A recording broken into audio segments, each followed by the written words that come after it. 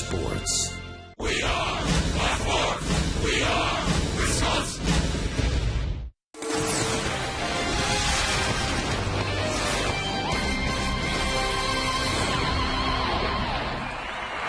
Fielder down the line, that's a fair ball, and hits the sidewall. Weeks will score. Here comes Hart.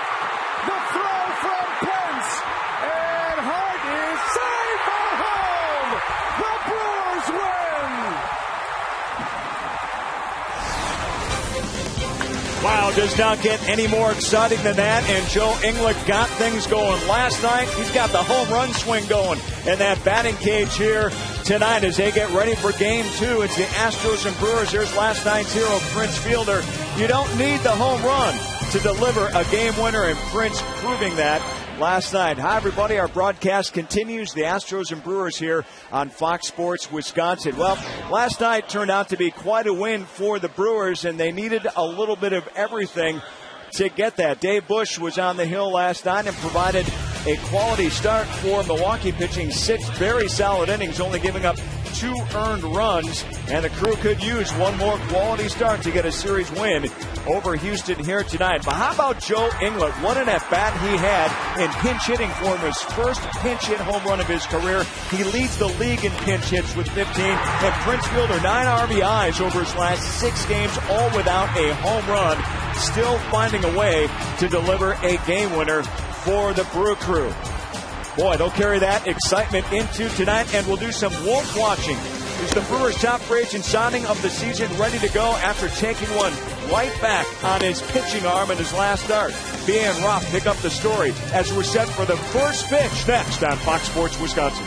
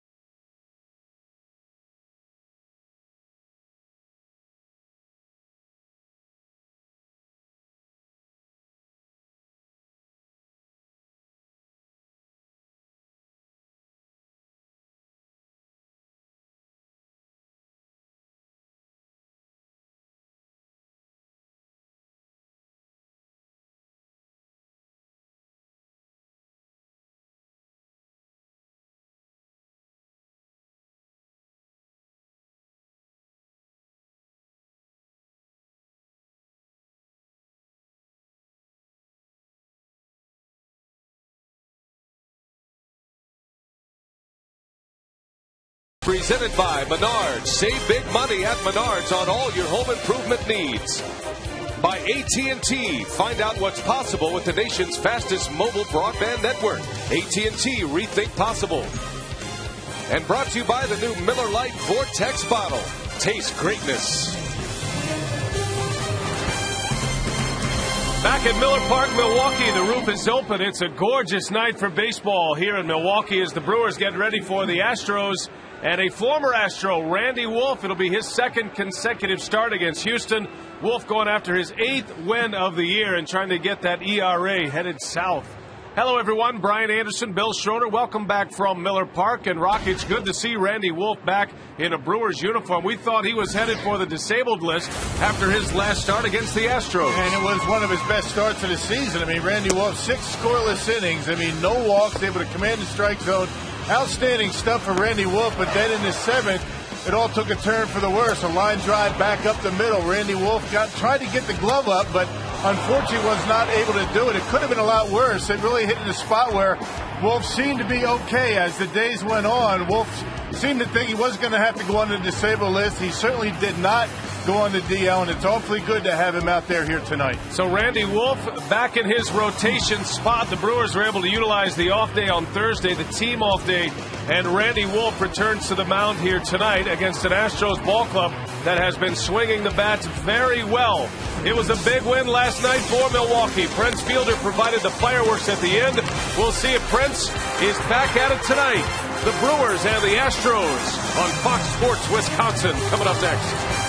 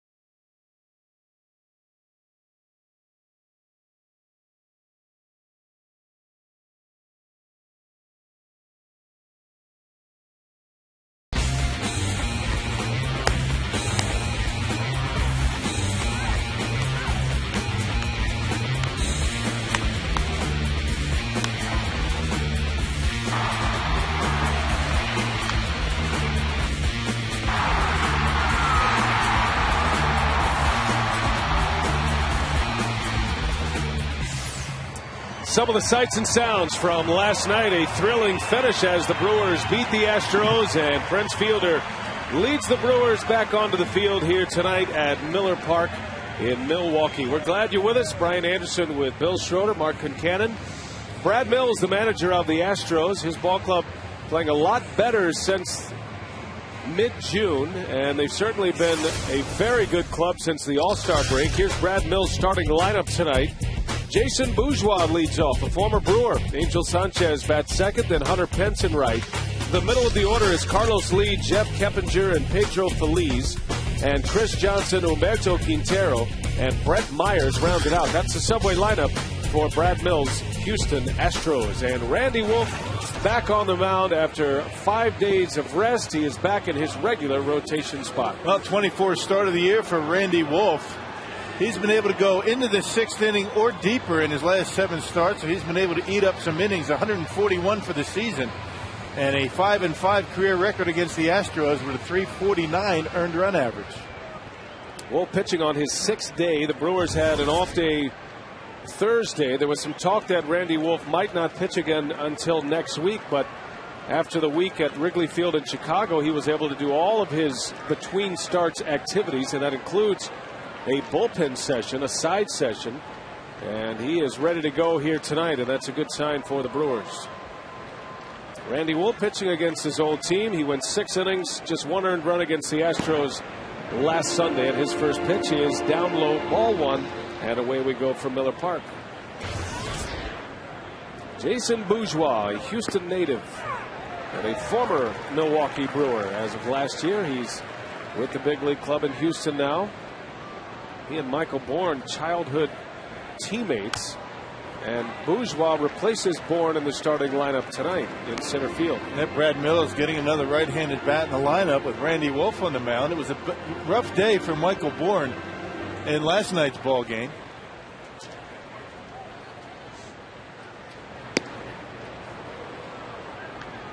Now Bourgeois very fast. He's not as fast as Michael Bourne. He's not quite the threat that Bourne is at this point, but Bourgeois is a good player, steady player, and getting a chance here tonight. Yeah, he might be very quick, but not nearly as good a base stealer as Michael Bourne. So anytime you have Bourne out of the lineup, you don't have to worry as much about the running game against the Astros. About the Astros with 2 guys that played in the same Little League, both on the big league club in Houston. They both grew up in Houston, he and Michael Bourne, and talk about making dreams come true. Bourne against left-handers hitting just 192. The other major reason why Bourgeois is in there. To McGee. Casey makes a play for out number 1. Here's how the Brewers line up defensively. It's courtesy of Blaines, Braun, Edmonds, and Hart in the outfield. Casey McGee, Alcides Escobar, Ricky Weeks, and Prince Fielder around the horn. And a battery of George Kataris and Randy Wolf. Umpiring crew tonight, it's Tim Timmons calling the balls and strikes. Bob Davidson is the crew chief. Tim Cheetah and Alfonso Marquez join him on the bases. Here is Angel Sanchez. Did not play last night. He has been one of the Astros' hottest hitters. Had a big series against the Brewers in Houston, and then had a huge series against the St. Louis Cardinals earlier in the week. It's been the guys you haven't heard a whole lot about that have been doing most of the damage for this Houston ball club lately. And a line drive base hit to center field, so Sanchez stays hot despite the day off yesterday. And a base runner against Randy Wolf here in the first inning. A lot of new faces on this Houston ball club, and actually have energized this offense. And as a result, some of the veteran guys have been swinging the bats much better. First half of the season, Houston had a tough time scoring runs, but since the All-Star break, not too many teams better at putting runs on the board. And these young faces, these new names to the Houston lineup, responsible for a lot of it. Well, Hunter Pence, a big cut and a miss. Randy Wolf said Hunter Pence sent him a text message to see if he was okay after the line drive Sunday. It was the Pence liner that knocked Wolf out of the game and put the Brewers bullpen into scramble mode that day. And the Astros would end up winning that game. They swept the series from Milwaukee. At that point, though, Wolf was just cruising right along against Houston. He had 6 shutout innings on the board. He entered the 7th inning, and Rock, after 76 pitches, he had to leave the game with that injury. Well, the key for Wolf in that game was he did not walk about it. He was outstanding, controlling every one of his pitches.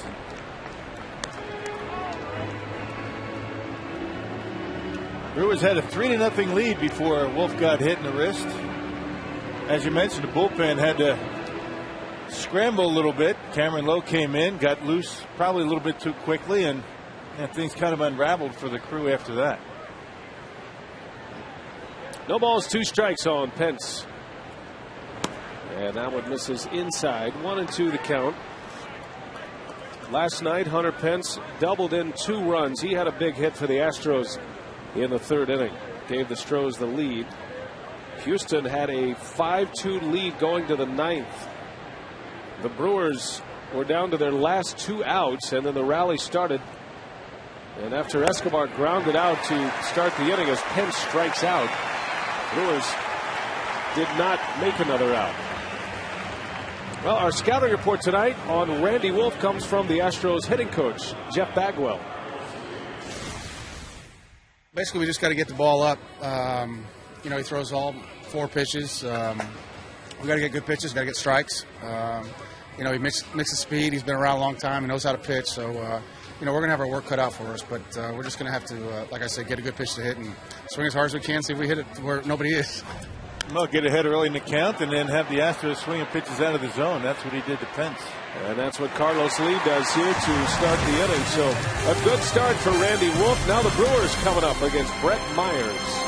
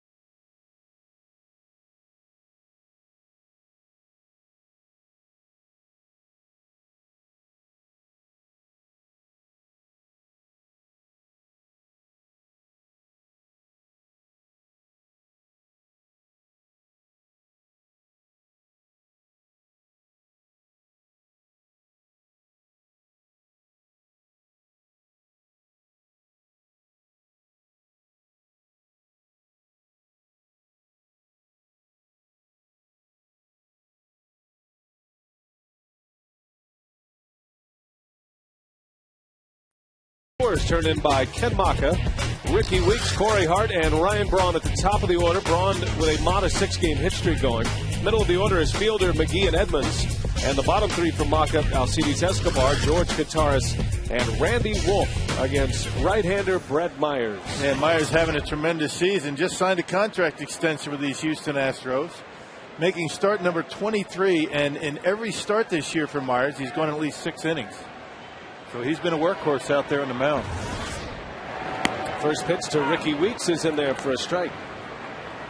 Weeks comes in batting .272. His on-base percentage is at .369. 22 home runs, 70 driven in, and he had a key hit in the 9th inning last night.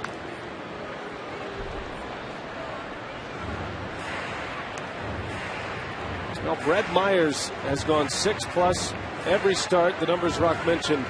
22 consecutive games. He's only 29 years of age. Now the Astros had an option for Brett Myers for next season, but Ed Wade, their general manager, did him one better as Weeks hits one high in the air, deep center field. Back is Bourgeois. He leaps. It's off the wall. Ricky's got a chance here. He's on his way to third, and he's going to try for home. Here comes the throw. Weeks slides safe at home. Inside the park home run.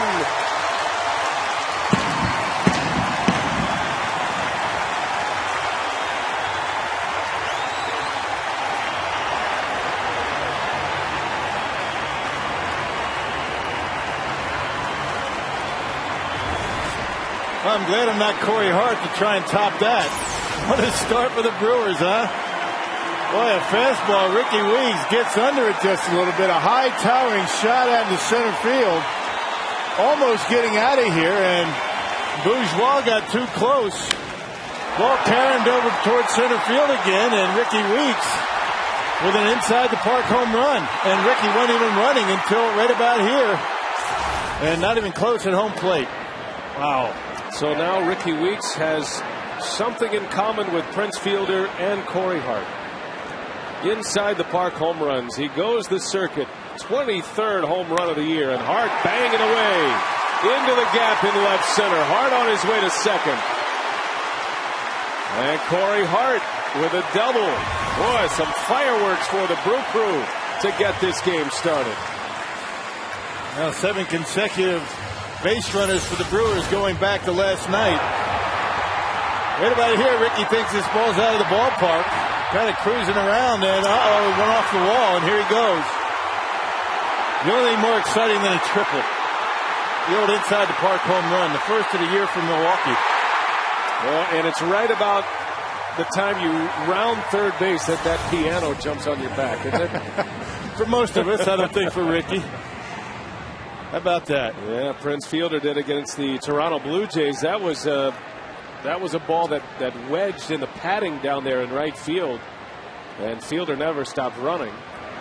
It's one of the things that Prince holds over Ricky Weeks quite often, as a matter of fact, the inside the park home run. Fielder has 2 of them in his career. Had one in the Metrodome against the Twins a few years back, and then he had one 2 years ago against Toronto. Childhood friends, and Prince makes sure he reminds Ricky about that. So Weeks is on the board with an inside the Parker. 1-0 Milwaukee. The double by Hart, and now Braun a chance to add to it here quickly. Been a nice run since last night's 9th inning. Guys are swinging the bats. 7 consecutive base runners since Escobar grounded out to start the 9th inning last night. 5 hits and 2 walks. Well, the only real bad start for Brett Myers all year came against the Brewers right here at Miller Park. The end of June, gave up 7 runs in 6 innings. Other than that, he has been terrific. Had not given up more than 4 runs in a game until that start against the Brewers.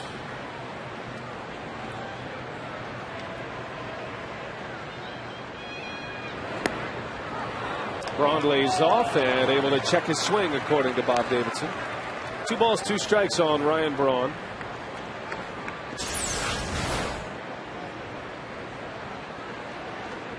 Yep, just barely. Well, it was Hart who scored the winning run last night. Weeks and Hart were on base. Hart scored all the way from first. And a bouncer right side, scooped up by Feliz, and Braun is retired. That's the first out. Hart advances to third base. Powerball home run leaderboard. You can add 1 to Ricky Weeks' total, now 23. He joins Corey Hart. They're right behind Prince Fielder. Fielder with 24 for the season. Albert Pujols leads the National League with 28 home runs. He hit number 28 last night for the Cardinals. I beg your pardon, Adam Dunn with 30 home runs leads the National League. Then Pujols, Votto with 27, Mark Reynolds with 25. Dunn hit 2 last night in Los Angeles, 2 3-run homers. Yeah, when these guys get hot, they hit them in bunches. And no more an example than of that than Adam Dunn. Chris Knight might not have been hitting home runs lately, but he's certainly done a nice job driving in runs. His last 6 games, he's got 9 RBIs. And you like to see Prince driving into runs without having to hit a homer. Well, he's got Hart at third base with 1 out, and Fielder back up the middle. They had the shift on. That's going to get a run home. And it's 2-0 Brewers on Prince Fielder's RBI groundout. Putout goes 6-3. The Astros defensively with Carlos Lee, Jason Bourgeois, and Hunter Pence in the outfield.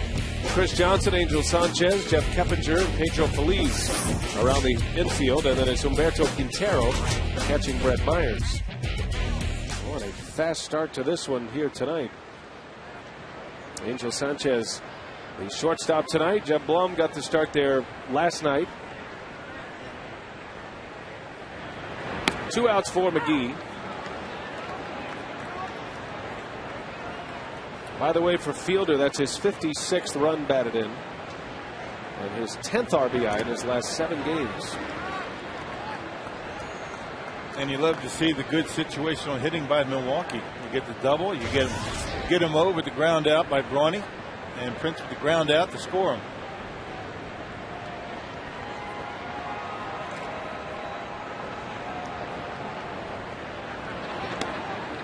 Now Myers with that sweeping breaking ball. Myers was the winning pitcher in Game 2 of the National League Division Series between the Phillies and the Brewers back in 08. He beat C.C. Sabathia that day.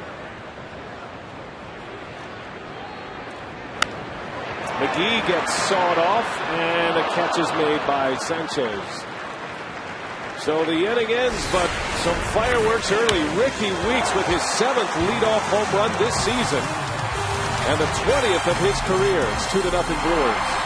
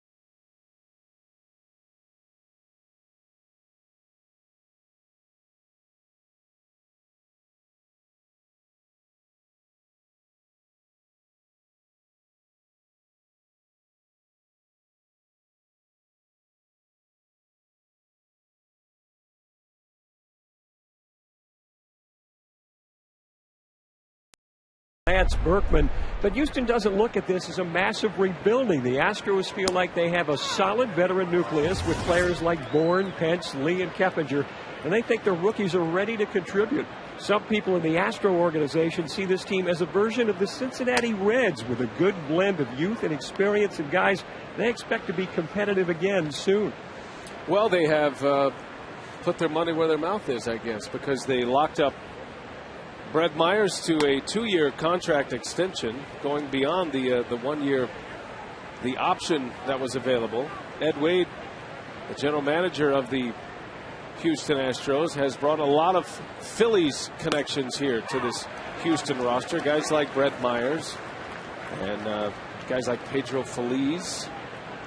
Got Jason Bourgeois in for Michael Bourne tonight, but remember, Bourne was a Philly. He was involved in the Brad Lidge deal.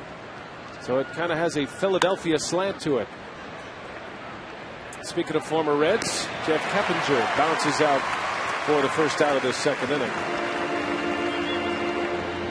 Carsoup.com, email the booth question. Kendall in Elkhorn wants to know, do the Astros actually get better by trading Oswalt and Berkman? I don't know if you could say they got better, but they certainly changed direction. Well, they changed direction. They certainly did not get better. Anytime you lose 2 players of the caliber of Roy Oswalt, a #1 starter, and an all-star Lance Berkman, that's going to sting a little bit, but I think that they've handled it pretty well. I think a lot of these young players that have come in, we've seen Johnson have some pretty big games against Milwaukee. Brent Wallace, young kid getting an opportunity. Once he settles in, I think he's going to be a good run producer. So, it's a little bit too early to tell. It may very well happen that Lance Berkman may return to the Houston Astros. He's a free agent at the end of the season. We'll see. Jay Happ You got Jay Happ, you've got Wandy Rodriguez, who's really starting to put some pretty good starts together, and Brett Myers. So it all comes down to pitching, and that's what it all begins and ends with. And the Houston Astros had some pretty good ones. Well, the Astros know if everybody stays healthy, they will begin next season with a very solid front three in the rotation with Brett Myers, with Wandy Rodriguez, and Jay Happ, who the Astros feel, speaking of former Phillies, Jay Happ, the Astros feel like he's going to be a frontline ace in the big leagues. That remains to be seen. And the bullpen, they've got some pretty good arms out there. They have some velocity that comes out of that bullpen. Matt Lindstrom had a rough night last night, but he's been pretty good. Their closer.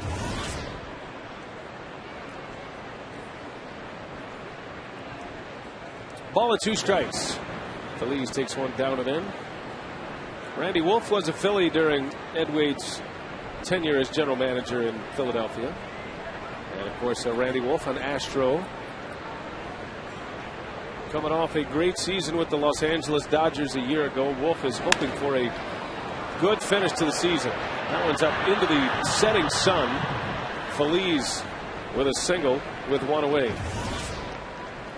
Hey, Brewer fans, relive your best memories from the past 40 seasons with celebrating 40 years in Brewers history. Look for the full-page special feature every Friday inside the Milwaukee Journal-Sentinel. That's sponsored by Toyota. So a base runner with one away, and here's Chris Johnson. Johnson has had a great run against Milwaukee. Overall, he's hit safely in 18 out of 19. And during those 19 games, he's hit .429, and he's driven in 21 runs. And here's a guy hitting at the bottom of this Houston Astros batting order. He's hitting 7th tonight. Big boy with a little bit of an uppercut. His timing has to be just right, but apparently with those numbers that you see there, it's been pretty good so far for him. That bat is in and out of that strike zone pretty quickly. A sweeping curveball from Randy Wolf. And it's 0-2. Saw him hit a bomb in Houston to the opposite field. I was talking to George Kataris before the game about Johnson, and he said the guy's he's in some kind of hot streak against Milwaukee pitching, and he said he'll do a little chasing. He thinks that there's not really a book on Chris Johnson. That might have a lot to do with it. We'll see how the adjustment phase happens here as he gets more at bats against Milwaukee. There's that slow curve again. So Johnson is out. Couldn't wait on the slow curveball from Randy Wolf. And it's his second strikeout and the second out of this inning. Now the key to getting any hitter, particularly a young hitter, to swing of that pitch is get ahead in the count. And Randy's been able to do that. His last 2 starts against these guys, he's been able to establish that fastball in the outside corner, get ahead, and then get him to chase. That's a good curveball. So 2 outs. And here's Humberto Quintero, the Astros catcher.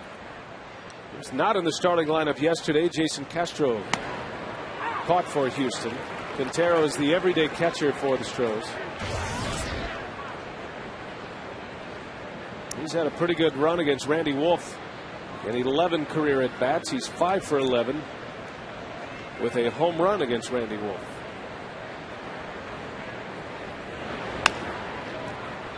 That is a fair ball. McGee with time makes a good throw. The inning is over. Randy Wolf off and running here tonight at Miller Park. The Brewers coming to bat.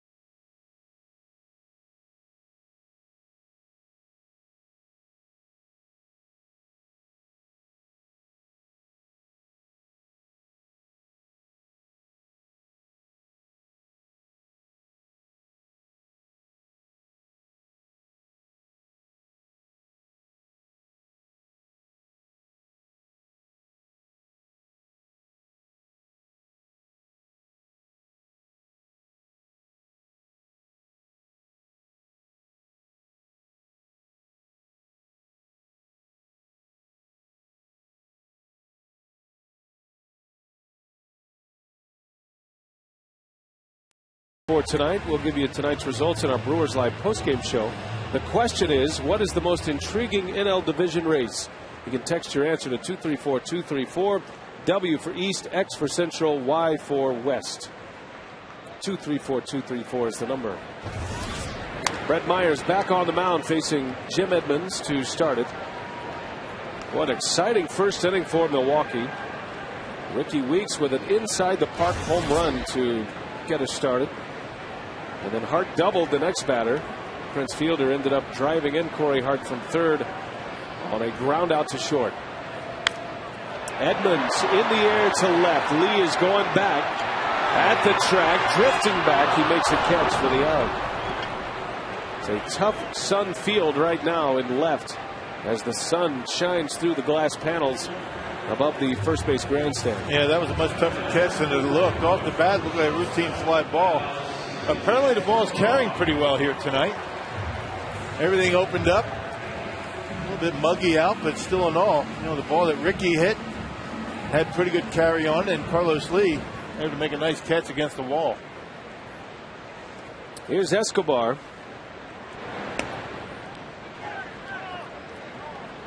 Escobar unable to check his swing. Bob Davidson raises the thumb on him. And strike one to the young shortstop.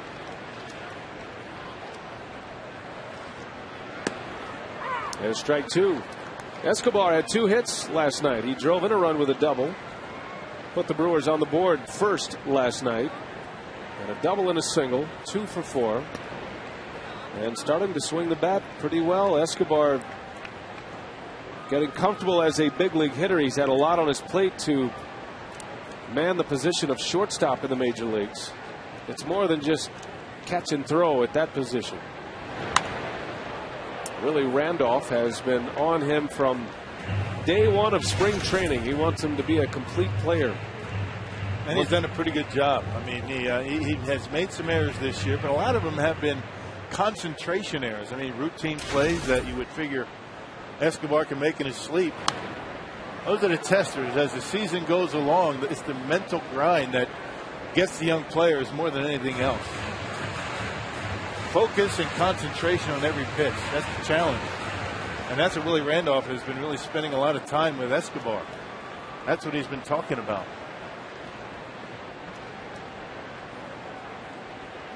Ball and 2 strikes on Escobar. And he pops it up. That's playable. Chris Johnson, the third baseman, in fair territory, makes a catch. Out number 2.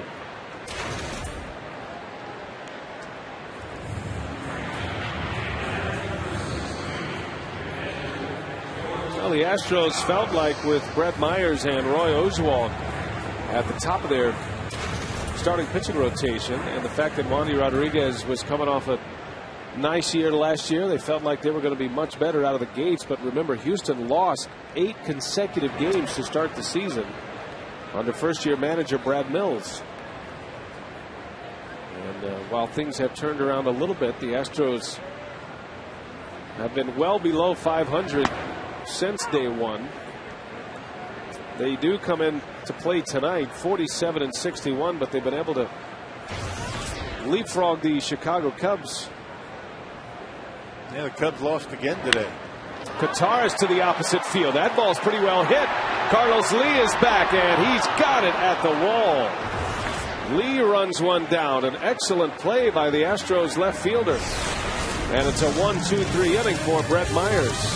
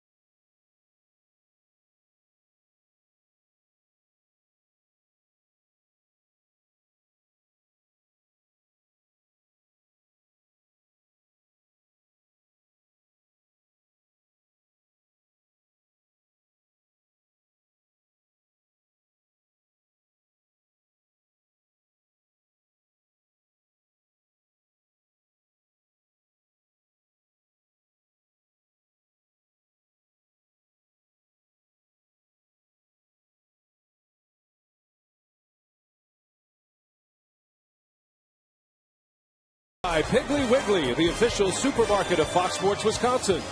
And by Ho-Chunk Gaming Wisconsin, your ticket to more.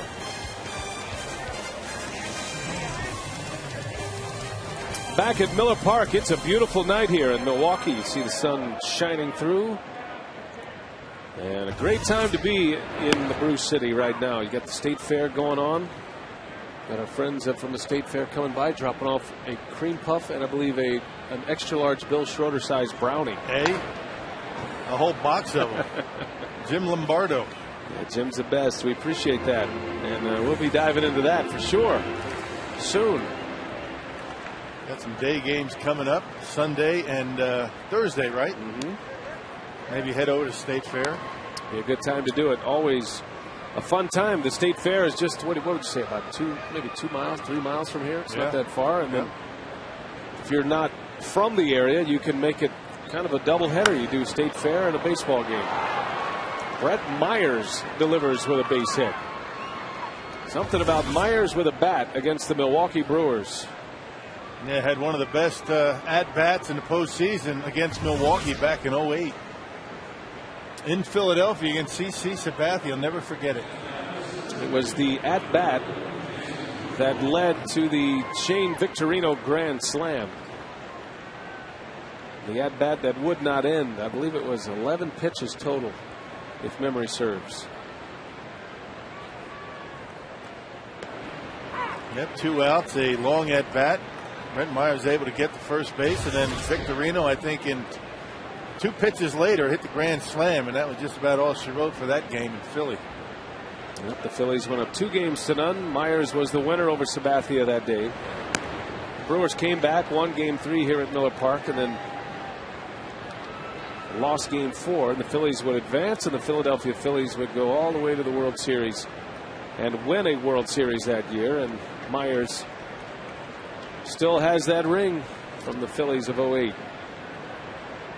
Signed with the Astros prior to this season in the winter after a season in Philadelphia last year with some injuries.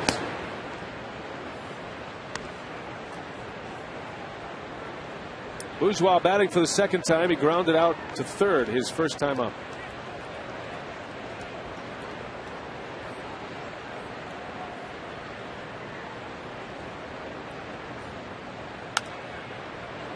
Little flare, that's going to slice, and that is a foul ball, just foul. Nice long homestand going here for Milwaukee. We hope you'll make plans to join us at the ballpark. We'd love to have you here.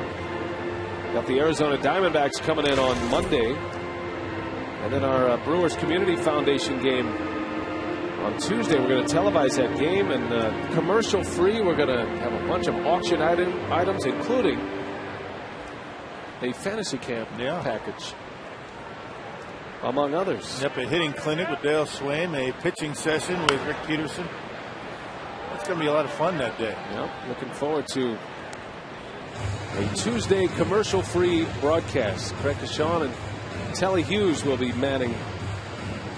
I guess we're not going to call them commercials. We're going to handle the auction, and we're going to be raising a lot of money for Brewers charitable causes. The between-inning entertainment. Right? We tip our hat to Cecilia Gore, the Brewers Community Foundation, Katina Shaw in the Community Relations Department, and Brewers Chairman Mark Atanasio will join us. Let's see if we can get Mark up here in the booth with us.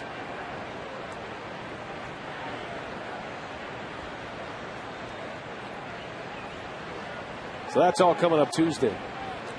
Part of this long homestand, 7 games. Bourgeois into center field. Edmonds hauls it in for the out. 1 away. So the Diamondbacks here Monday. Gallardo pitches tomorrow for Milwaukee. That'll be a fun one tomorrow in the matinee game. And then Arizona here for 4. The Brewers are headed to Colorado. A 3-game series in Colorado. Just 2 in St. Louis. And then right back here at Miller Park.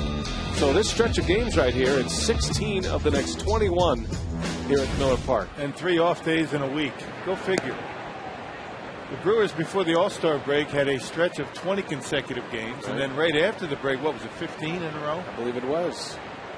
And then they have 3 off days coming up in 1 week.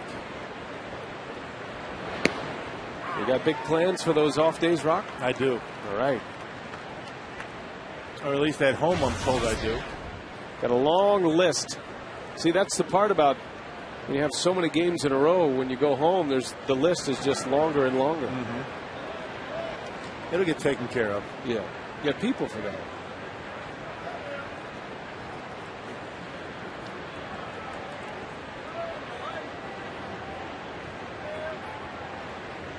Angel Sanchez. Sanchez had a 6 RBI game last week.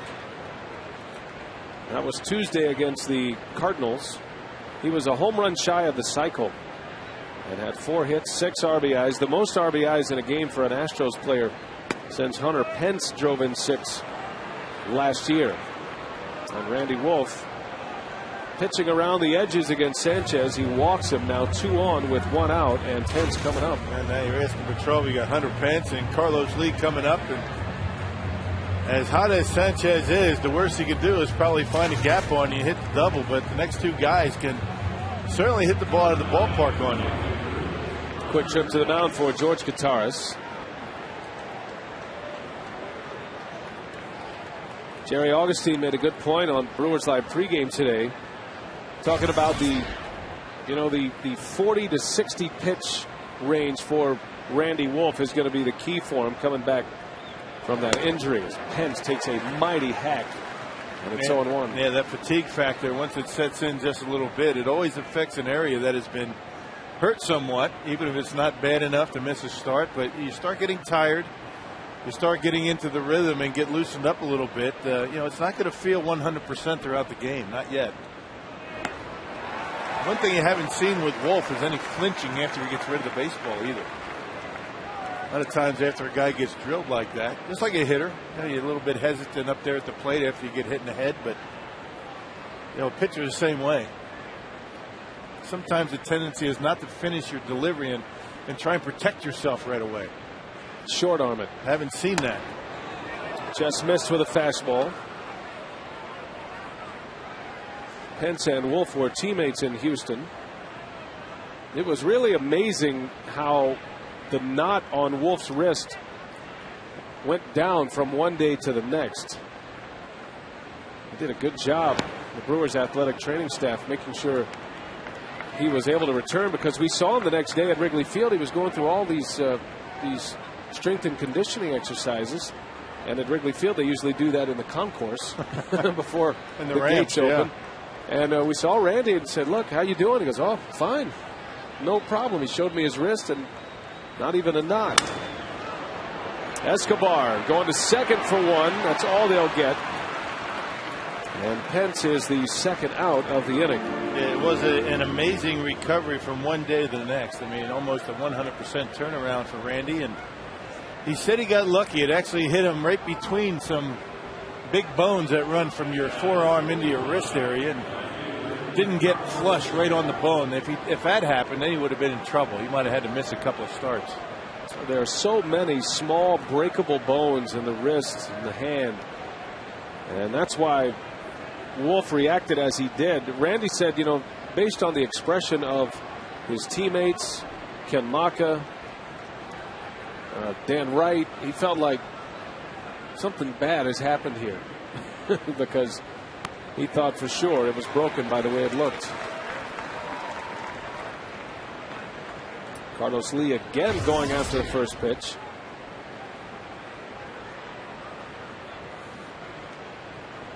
First and third with 2 outs.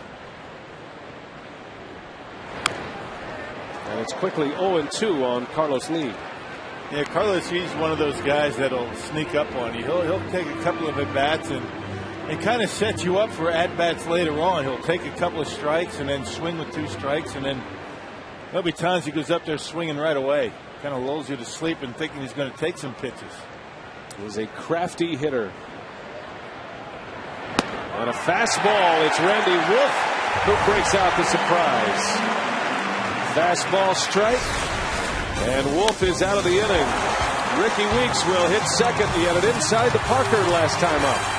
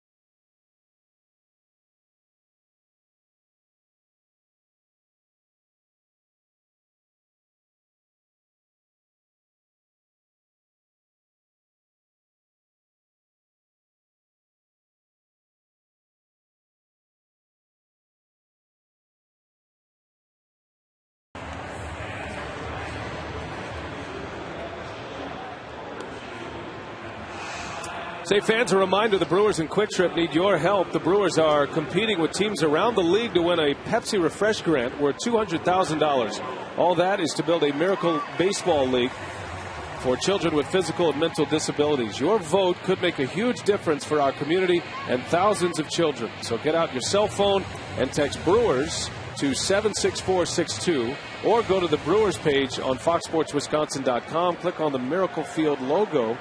You can vote up to 25 times daily for this great cause. Text message and data rates may apply. 2-0 Brewers. Randy Wolf leads off against Brett Myers. Former teammates in Philadelphia, Wolf and Myers. And a little bouncer that hits the lip and goes back into fair territory. How about the crafty left-hander, Randy Wolf? Sneaking up on Carlos Lee with a fastball right down the middle.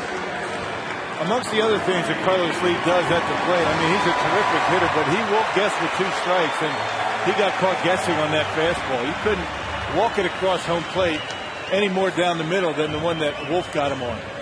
And right on cue as well, as you're talking about how Lee sets up pitchers. Randy Wolf beats him at his own game in his first at-bat. Now Ricky Weeks, an inside the park home run in the first inning. Ricky with his 7th leadoff home run. That is a new franchise record.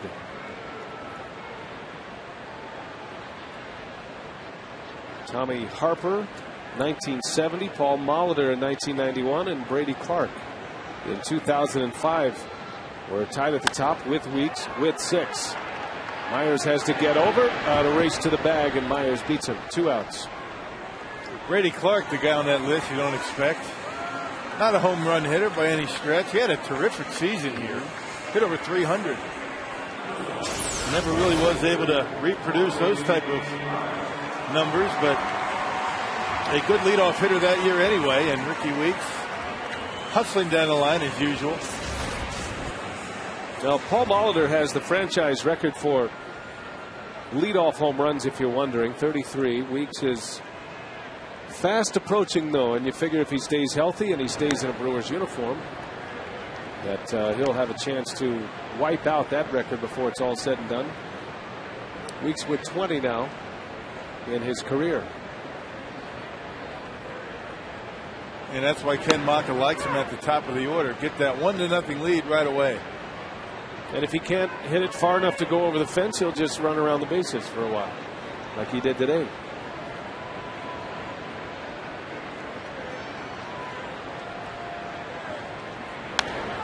A home run the hard way for Ricky Weeks.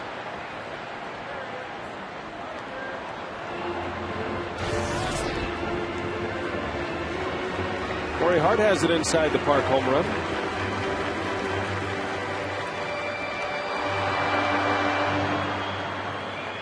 Corey showing good speed last night in the 9th inning. Scoring from first base. Serves one into shallow right. Pence is over. He's got it. And Brett Myers has retired 9 in a row.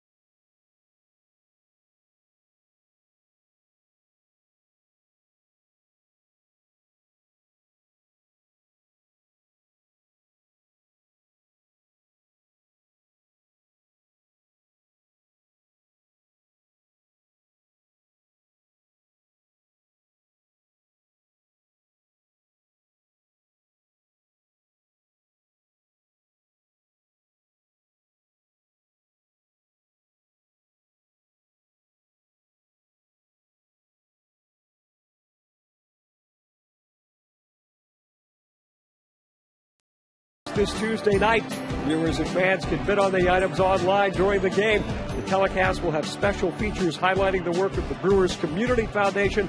Some of the items: an off-season party in the clubhouse, a party for 25 at Friday's Front Row, a hitting clinic with Dale Swaim, and a Brewers regular position player. So watch Tuesday night and bid on some very cool stuff, including Bill Schroeder, a fantasy camp package. Yes, indeed. I think the best of the packages that are being offered. I mean, but I may be biased. A direct connection.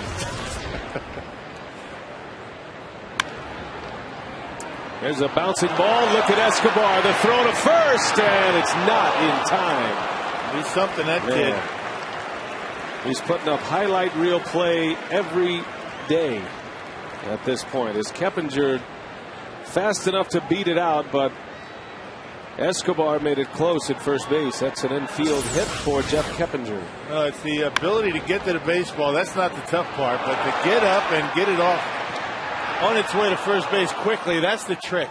And not many can do it as quickly as Escobar and get something on the throw. He short hop Prince on purpose to get it there a little bit quicker.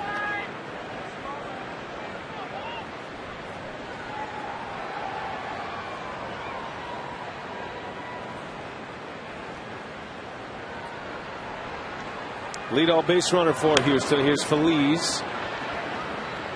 Easy play for Weeks. And the first out of the inning. Well, we got a nice delivery up here, Rock. You weren't kidding. Cream puffs, brownies. Look at this action. Now that is Wisconsin style. Just coming off the edges. It's good stuff. Looks good. Keep it away from me. They're hard to eat while you're on the air, though, but we'll do our best.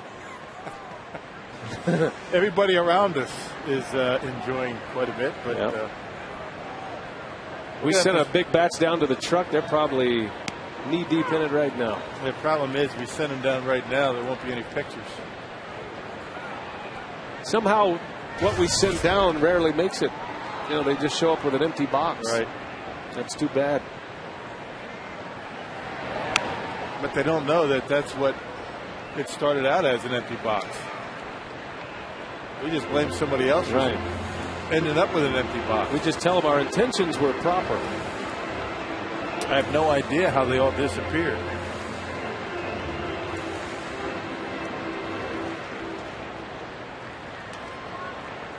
There won't be any stats coming down for the next few moments. I can promise you that. Because our man Mike Faulkner is... He made him stop. Why do you want to do that to him? He's locked in over here. I'm going to keep my hands away from him.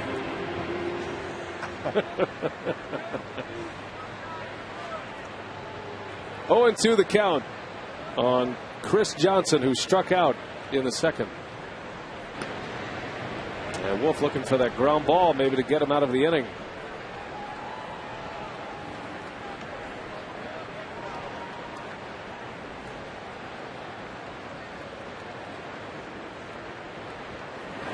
Slow curve, just missed.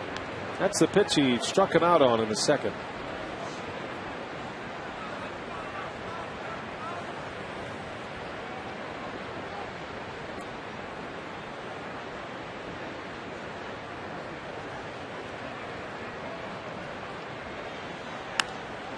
And that same pitch gets delivered to left field, a base hit. No, that went up a little bit more in the strike zone, giving Johnson an opportunity to get it.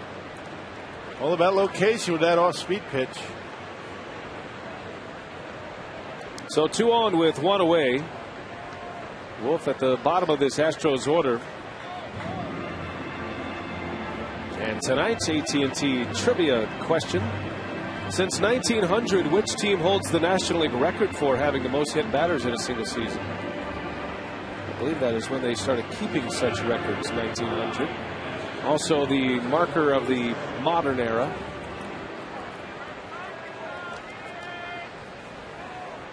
The dead ball era existed in the early 1900s up until 1920. But the dead ball still hurt when you got hit by it. Yes. Prince and Ricky, leaders of the pack in hit batters. Let's put it this way. There weren't a lot of players watching home runs in the dead ball era to end up requiring a beanball next time up. Not that they did that anyway. You know, spitballs were legal back then. Right. Line drive caught by Escobar. He shovels it to Weeks. Just back is Keppinger. A great play by Escobar even to have a chance at 2 outs, but you got to tip your hat to Keppinger, who is running the bases very well. And a great job by Ricky Weeks getting to second base. I mean, he's right there and shovels it. You can see Keppinger able to get back. Watch the instincts by Keppinger. He goes right back. He freezes and goes back. Good job. And keeps the inning alive for Brett Myers. Believe it or not, that's something that Escobar and Ricky work on quite a bit during batting practice. You'll see them shovel the ball out of the glove to each other from time to time when they're working on the double play. So that's something that doesn't happen by accident.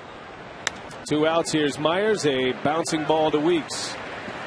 And the side is retired. So we're having fun here at the ballpark. Mike Faulkner, he's chowing down. Take a bite, Mike. Tasty.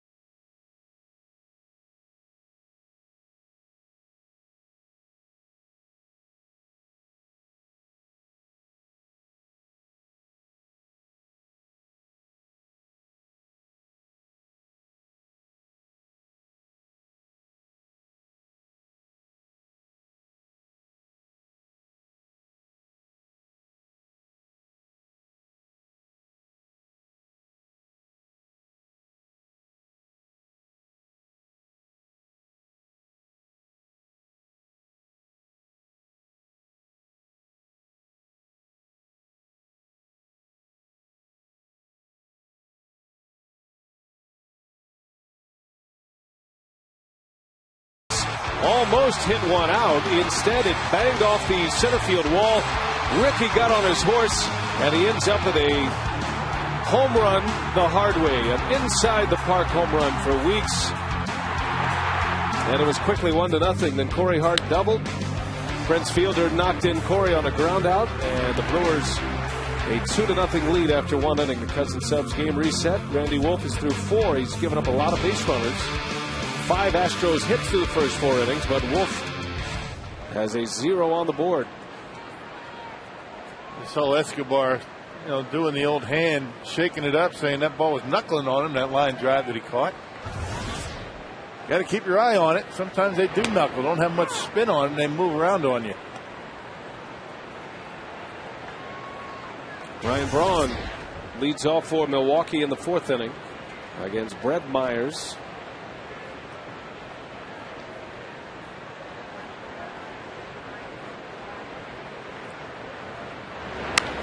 Ryan Braun with a base hit to left.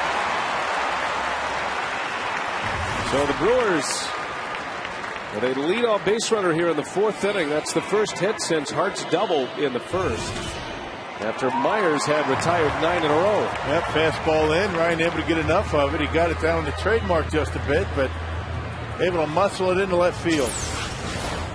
Myers doesn't throw, not overpowering. I mean, he'll throw about 91, 92 from time to time, but because he throws so many off-speed pitches, the curveball, the slider, and the changeup, that 91, 92 appears a little bit quicker to the hitter, particularly when he gets it in on their hands.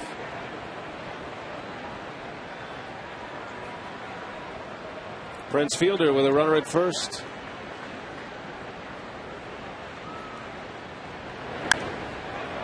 Count evens at a ball and a strike. Well, Fielder with an RBI ground out in the first inning. Had the big hit last night that won the game for Milwaukee. Fielder came up with 1 out and runners at first and second. He doubled down the right field line. Ball took a strange bounce. It hit the retaining wall and caromed out into right center. Got a chance for 2 here. 4-6-3 double play. 2 quick outs, 1 swing of the bat from Prince Fielder.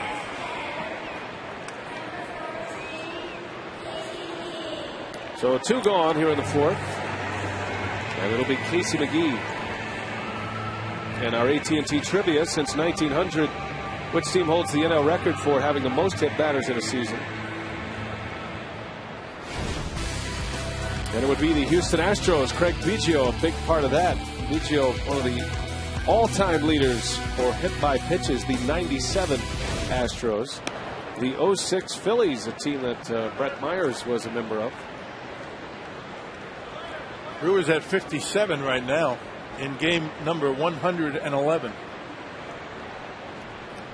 They are hoping that they don't break that record. Well, the only team to reach the century mark in a season, the Astros of 97. Jeff Bagwell was hit plenty that year. He and Biggio, a couple of guys who stood right on top of the plate. That was kind of the beginning of the armor, and that was the big armor back then. It's been scaled down somewhat since. Remember, Bagwell even had the big plate on his hand, on his batting glove. Yeah, baseball outlawed those things because they felt as though hitters weren't as apt to try and get out of the way and got hit by more pitches because of that armor. That's a good rule. Casey McGee grounds out, and that's a quick 4th inning for Myers. 2-0 Brew Crew as we head to the 5th.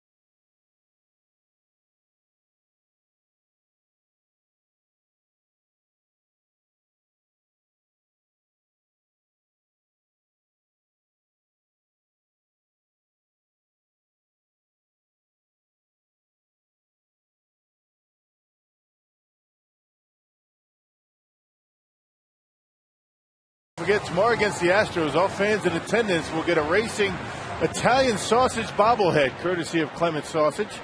Call 414-902-4000 or go to Brewers.com for tickets. The Italian. Now, if you were a betting man, who would you bet on in the sausage race tomorrow? I'd go with chorizo, I think. Just based on his last few races. He's good at you mean he's good at day games, right? Randy Wolf, a 2-0 lead. These are almost life size right here. Not for the racing sausages, but the edible kind. Is there any chance that the Italian's not going to win tomorrow? I don't know, Rock. I think they're legit. I don't think it's like the president's races in D.C. Tomorrow, the Italian. Now, Chorizo won on Cervecero's day. Is that a coincidence? I think he had a lot of friends and family in the ballpark and inspired. Peak performance. The official sausage of the Milwaukee Brewers, it says. McGee, a nice pickup, throws off balance, and Bourgeois retired. How about that play from Casey McGee? No, good job. He knew he had to be quick. Didn't have a whole lot of time to stop, set himself, and throw with Bourgeois getting down the line. Good job understanding who's running and what you have to do to get him out. Bourgeois on his horse and a good throw off balance to Trent. Well done. Yeah, McGee much improved defensively this year after had the surgery on the knee last season or in the off season. A lot more mobility this season, and it's shown. McGee, a good defender at third base.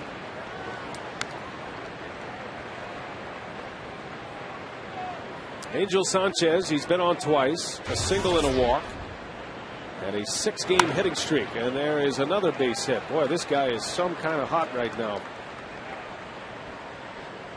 No, that's the thing. I mean, that's the kind of a guy you want to throw strikes to because he's ordinarily not going to hit you out of the ballpark. He's more of a singles hitter. He might find a gap from time to time, but certainly a guy in this lineup that you would be willing to throw strikes to. Now, the next couple of guys, a little bit different. You got to be careful. They can take you out of the yard. Well, Hunter Pence will bat with a runner at first. And a strike from Randy Wolf. He's been able to command the inside corner so far tonight. Well, the cutter in, the four-seamer away. It's been very good both sides of the plate for Wolf so far, and has not made too many mistakes with that curveball, keeping it down in the zone. There's that cutter. Pence was up with a runner on in the first inning, runner at first. He batted with a runner at first in the third inning. Matter of fact, he was up with 2 on in the third. You don't like the middle of the order hitters up there with runners on base too often, because sooner than later they're going to cash in. That's why they're hitting in that spot of the batting order. Pence leads the Astros in RBIs and homers. That's 15 home runs, 57 runs batted in.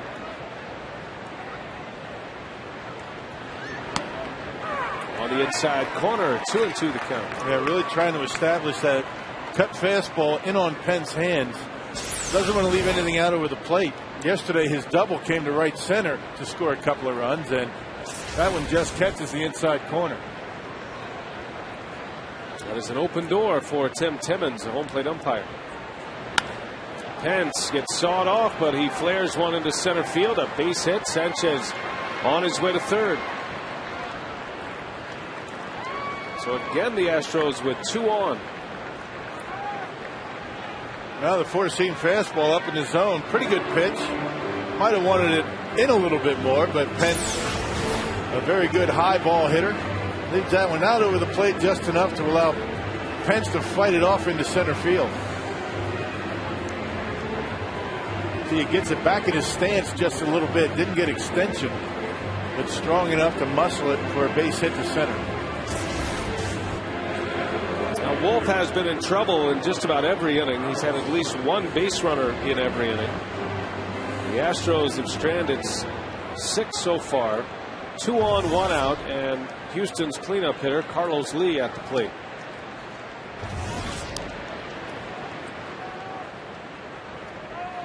Lee has grounded into 14 double plays this season. That leads the Astros.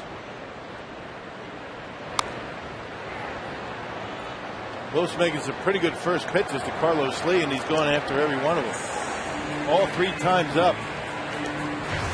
And the one pitch he didn't swing at was a 2-strike fastball right down the middle. And a called strike 3 to end the 3rd inning. That was with runners at 1st and 3rd. Both of the Brewers' runs came in the 1st. Boy, he had a good cut. And it's 0-2. You don't see Lee miss that one very often. He looks like he's pulling off the baseball just a bit tonight. Out in front, bat head out in front, and just able to get it. Be dangerous to try and mess around too much inside with the kind of a swing that Carlos is putting on the baseball, but they're coming in. And he hits it in the air. Shallow center. Edmonds coming in. Tagging at 3rd is Sanchez. He runs well. Here comes a throw. Sanchez stopped. Wow, what a throw from Jim Edmonds. Yeah, no chance he was going to take off. I mean, that ball's just not deep enough to score. Edmonds, just because he can, airmails it all the way into Kataris. That ball not nearly deep enough to even attempt to score on that fly ball. No big league outfielder is going to not be able to hold that runner at 3rd base. Not a bad throw by Jimmy. Right on it. I mean, it's one thing to throw a strike from 60 feet 6 inches, but from 200 feet right down the middle. Nicely done. So now Wolf a chance to get out of it. He'll face Keppinger, a good hitter. And a good play back there by Kataris. Kind of surprised that Hunter Pence didn't try and tag up. All the way in the air. Then he can tag up and go a little ways, and if you cut it off, he hits the cutoff man, you go back.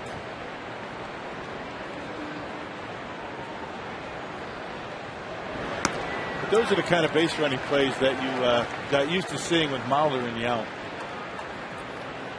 That's it. Those are 2 aggressive base runners that very rarely, if ever, made a mistake. Never give an inch. They take advantage of every opportunity they were given. Another good play by Kataris. So he saved a couple of runs during this sequence with Keppinger at the plate. George Ketchigan back-to-back games. He was always scheduled to start tonight with Randy Wolf on the mound. He's basically evolved into his personal catcher. But he did get a start yesterday. Jonathan Lucroy and his wife celebrating the birth of their first child. Into center field. That's well hit. Edmonds on the run near the track. Reaches up and he's got it. Jim Edmonds showing his arms, showing his legs. And Randy Wolf is through another inning. 2 more left on. Edmonds putting on a center field clinic.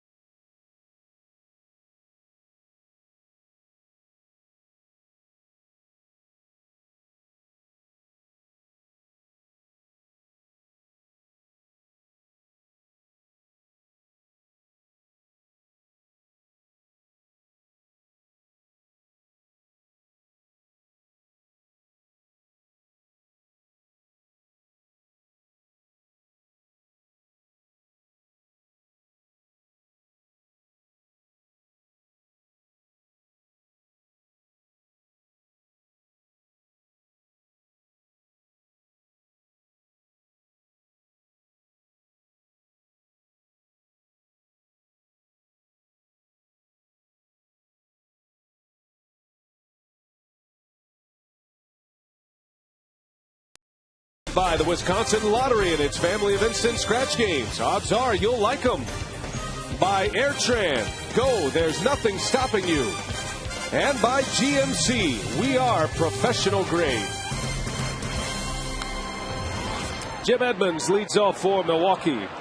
Right on cue as we head to the bottom of the fifth inning. And Edmonds showing some excellent defense last inning. A great throw, keeps a runner at third base, and then he tracks one down to deep center to end the inning. And at 40 years of age, the man still has plenty of skills. Well, and that's the most impressive play. I mean, going back, as shallow as he plays in the outfield, the play's coming in, not that big of a deal, but you can only play shallow if you're comfortable in going back on a baseball and make the catches that you're supposed to make. And Edmonds very rarely makes any mistakes going back on a baseball. It's all about instincts, and it's all about being comfortable going back on the baseball. You can always tell how good an outfielder is, and or how long he's been around based on how shallow he plays in the outfield. Going back on a ball, not an easy thing. Edmonds retired on a 3 unassisted. That ball swiped the base as it ended up in Feli's glove. There will be a good 5 base hits in front of an outfielder for every one that goes over their head. Takes a lot of confidence to play that shallow, and Edmonds has been doing it with a Gold Glove form for a long time now. Has 8 Gold Gloves. Even with the bad Achilles, plural, in both feet, able to go back and still make these catches.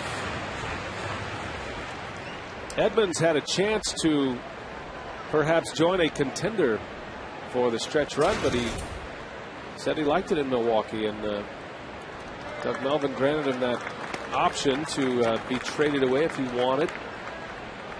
Edmonds says, no, you know what, I like it here. I think I'll stay here.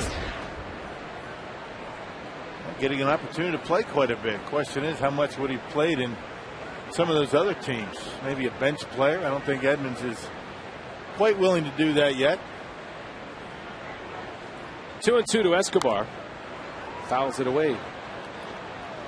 Now Myers, after a shaky start, the inside the park home run by Weeks, and then Corey Hart's double. He later scored on a ground out. He has locked down the Brewers. Just one hit since that first inning. At one point retired 9 straight. A lazy fly ball out to Pence and right. And that's 2 for the Brew Crew here in the 5th. And that brings us to tonight's time of the game winner. It's Jack's Apple Pub in Appleton. If they call the Brewers in the next 24 hours at 902-4572, Jack's gets 40 Miller Lite beer pen tickets to a Brewers home game. This offer courtesy of the Tavern League of Wisconsin and Miller Lite.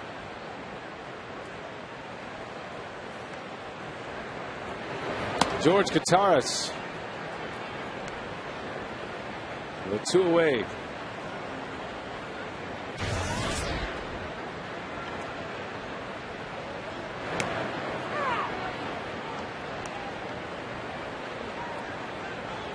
Kataris flew out to left field his last time up. He hit it pretty well. He sent Lee back to the wall. Opposite field fly ball out for George.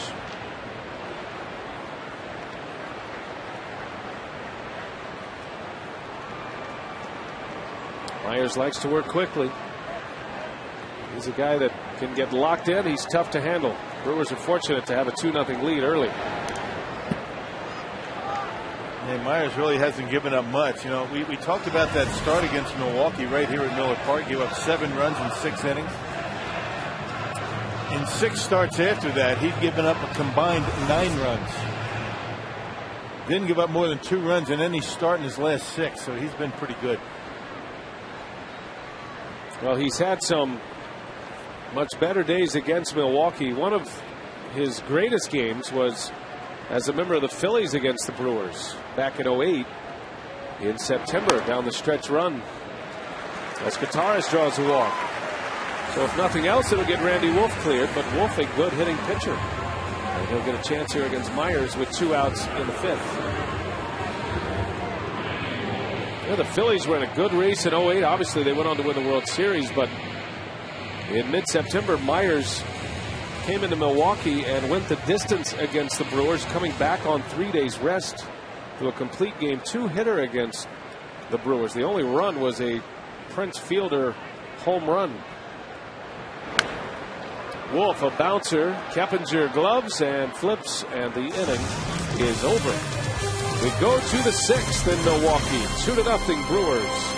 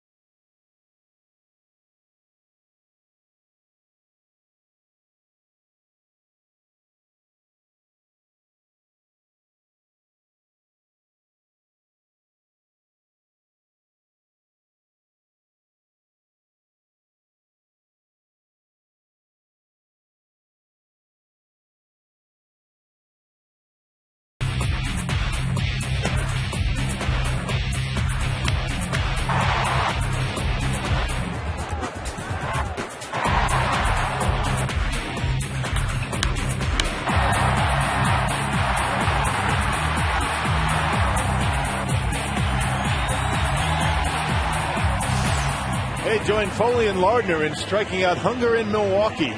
Support Foley and Lardner's Cans for a Cause benefiting Hunger Task Force by bringing canned goods to the August 22nd Brewers game right here at Miller Park.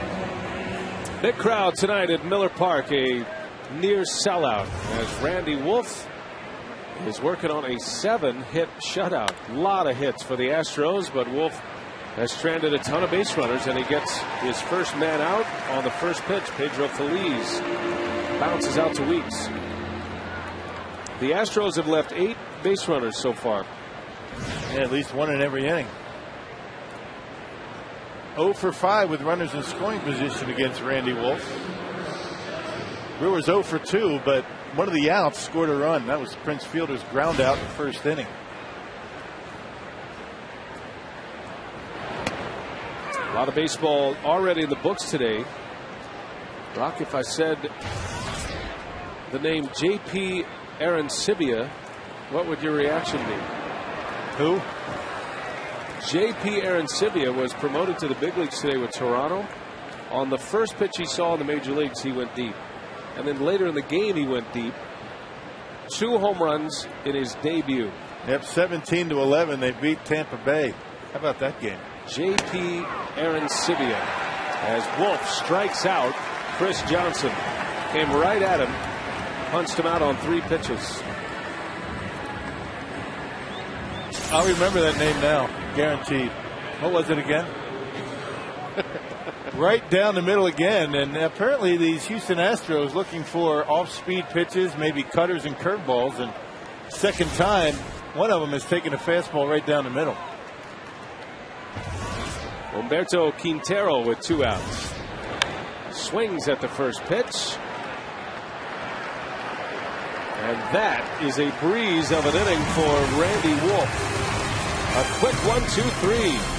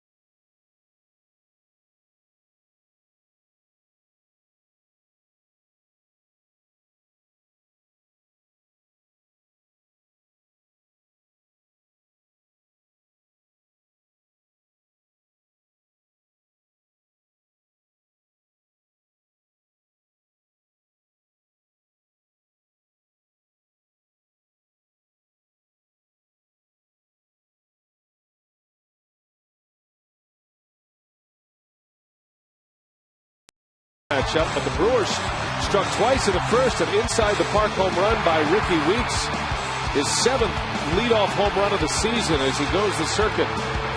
Corey Hart doubled the next man up. Prince Fielder would drive in Corey Hart with his ground ball.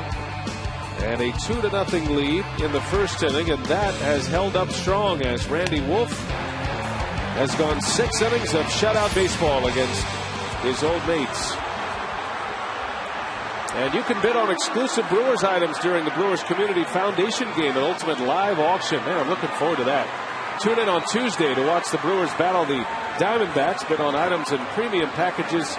To view auction items, log on to foxsportswisconsin.com and click on the Brewers tab. So you can go to foxsportswisconsin.com right now and get your plan together on what you want to make a bid for. And it all goes to help the Brewers' charitable causes through the Brewers Community Foundation.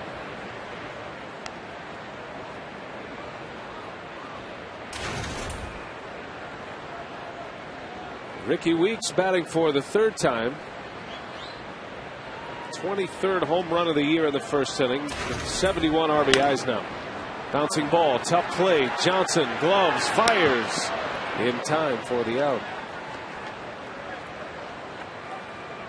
And Brett Myers doing a nice job keeping the ball on the ground. Hadn't given up many fly ball outs. Actually gave up 2 in 1 inning. That was the 2nd inning. A couple of deep fly balls, a pop up to short. But other than that, everything seems to be on the ground.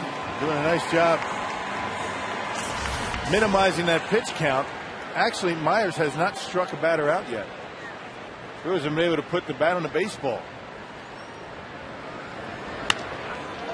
Bouncing ball, that's going to get through for Corey Hart. So Hart with a 2-hit game.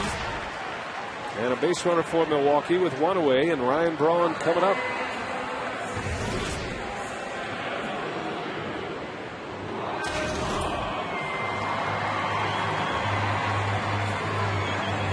Braun had a 5-hit game to start the week in Chicago on Monday. Match day career high for Braun. Braun singled his last time up to extend his hitting streak to 7 games. And during that 7-game run, he's hitting just below 500. And because of that, he's got that batting average at 287, pushing 290. There's a shot. Hit and run is on. Base hit to right center. Hart on his way to 3rd. And he'll stop there. Bourgeois bobbled a little bit in center field. Hart thought about rounding 3rd, but instead he holds up. It's 1st and 3rd on the Braun single for Fielder. I don't think it was a hit and run, but it worked out that way. Corey Hart taking off, and Ryan Braun hitting it to the right side. Look at Brian. I mean, starting to stick his nose in on that outside corner like he has been doing for the first 3 years of his career. Got away from that just a little bit, but able to hit that one hard into center field. So a 2-hit game for Ryan Braun, 2 for 3. Love the way he covers the outside part of the play. His last couple of weeks, he's been doing a good job of that. Now Fielder. Fielder plated a run in the first. 56 RBIs. Setting on 24 home runs this year.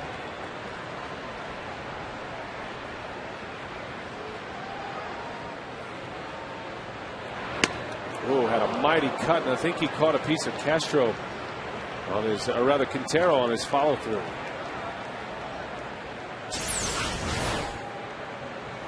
Pretty good pitch by Myers, down and in, and look at Prince getting Quintero on the mask. That's not going to hurt too much. He says from 250 feet away. Fielder off the end of the bat, sinking fast. That is going to fall, a base hit. Hart will score, and Prince Fielder's RBI binge continues. It's 3-0 Milwaukee. Fielder's driven in a pair, and an RBI single gives the Brewers some insurance here in the 6th inning. And not exactly hit very hard, but a good adjustment by Prince Fielder after the big swing on the first strike. Myers goes down and away. Prince able to cover the outside corner and dumping in front of Lee, who was playing very deep in left. Lee not able to get there, and Brewers are in business here with 1 out. Well, good situational hitting by the Brewers here tonight. They have certainly taken advantage of their opportunities. They haven't had many, but they've been able to cash in the first and here in the sixth.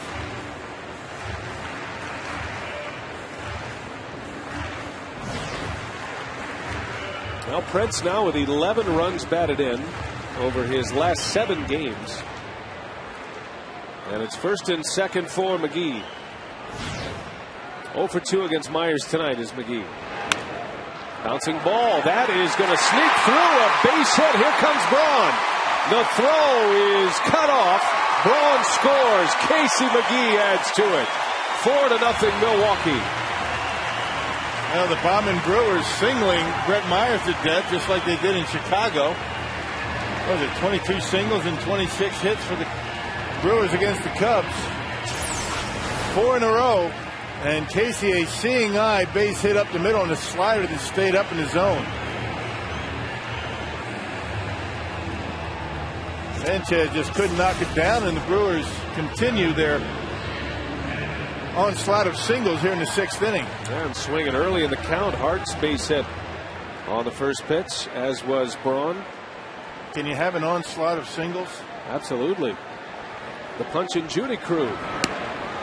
It works. Well, Myers is kind of a guy that he's not going to give you too many balls to hit out of the ballpark. He's only given up 13 all year, which isn't bad considering he plays at Minute Maid Park. Edmonds with 2 on and a big swing. No balls, 2 strikes on Edmonds. Brewers certainly have a game plan to attack early against Brett Myers. A lot of first pitch swings for Myers. Myers has given up 4 runs through the first 5 1/3. And over his last 7 games, Myers has given up 13 runs now. So he was tough to score upon, at least as far as multiple runs goes. Hasn't given up more than 2 runs in a game since that start against the Brewers back in June. So the way it's gone for Myers over his last 6 starts, a couple of runs here, 1 run there. And really that start against the Brewers at the end of June was really the only start that you would wonder he was going to be able to get through 6 innings. 7 runs in 6 innings, and they kept him out there to keep that streak alive, to eat up some innings, and they have just started to get somebody loose on that bullpen now in the bottom of the 6th inning. So you wonder how much of that string of consecutive 6+ inning starts has something to do with Brad Mills keeping him in there. We don't know. Nelson Figueroa gets loose, the former Brewer. Ball and 2 strikes on Edmonds. Fielder at second. McGee at first, both with RBI singles. 2-2.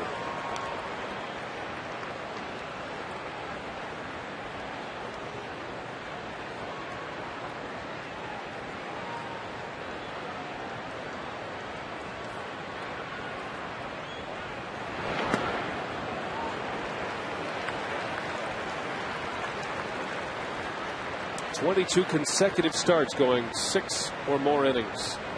Brett Myers, that's a model of consistency there. A guy who will take you deep into games, an innings eater, a rotation anchor.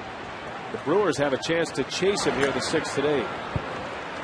Maybe a batter or 2 away from doing just that.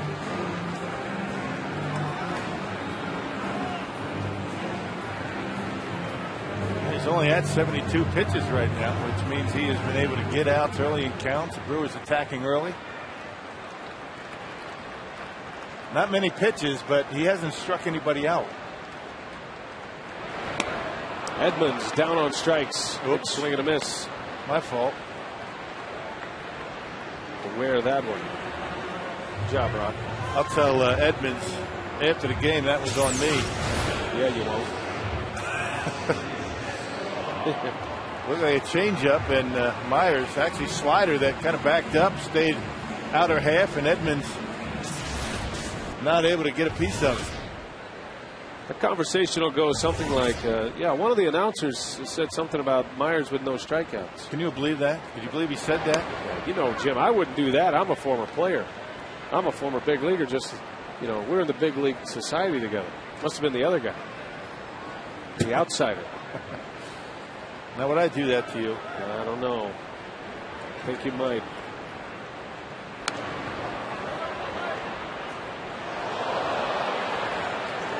Quickly 0-2 on Escobar. 4 straight hits for the Brewers before that strikeout by Edmonds.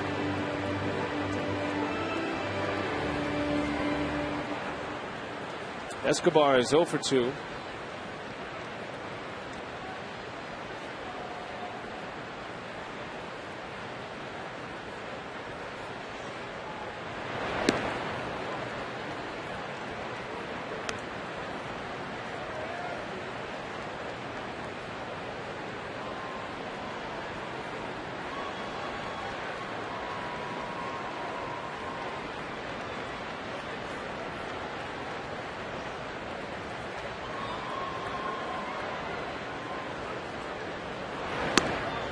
Escobar able to lay off. It's been a nemesis pitch for him this year. Well, lately he's been taking that pitch into right field. Not always getting base hits, but you like the approach. Not trying to pull everything. 2 balls, 2 strikes. The Astros play Escobar slightly to go the other way. And very shallow. Hunter Penn's very shallow in right field. He shortened up a couple of steps once Escobar got 2 strikes. A lot of room out there in left center. You find a gap out there to the wall, Casey McGee is going to be able to score. It'll take him a while to get out there to that left center field gap.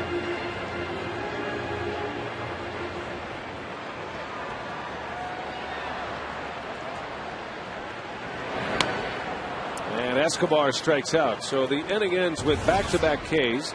But the Brewers score twice. They rip off 4 straight singles. And RBIs from Fielder and McGee. 4-0 Milwaukee. We go to the 7th inning in Milwaukee.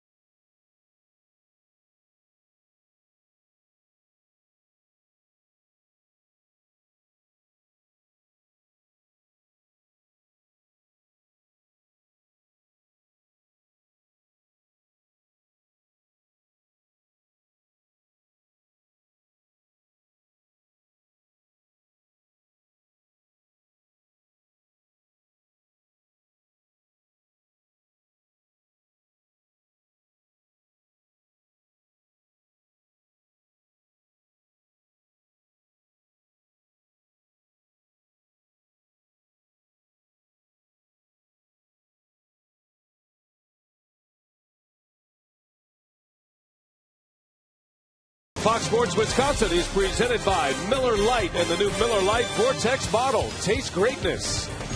And by Toyota. Thank you for standing by us. For more information, visit buyatoyota.com. Randy Wolf against Brett Wallace to start the 7th inning. Wallace pinch hitting for Brett Myers, so Myers continues his string. 23 consecutive games going 6 or more innings. But right now Myers is on the hook. Wolf working on a 7-hit shutout against his former teammate. Myers also giving up 7 hits and 4 runs. Well, Brett Wallace, I'm sure by now he's heard the news of his teammate his old teammate, JP Arancibia. They were together in Las Vegas. Two big boppers in that lineup in Las Vegas, the Blue Jays AAA club. JP Arancibia 4 for 5 today with 2 home runs in his major league debut. The first pitch he saw was a home run, and he was a triple away from the cycle. That's the tough one. Wallace into center, routine for Edmonds, and 1 away here in the 7th inning. Miller Lite, what's on tap? The Brewers and the Astros tomorrow at 12:30. That's airtime for Brewers Live. And then Monday, the Diamondbacks come to town. Tuesday is our charity game, the commercial-free ball game to benefit the Brewers Community Foundation. A lot of auction items available Tuesday, 6:30, airtime for Brewers Live.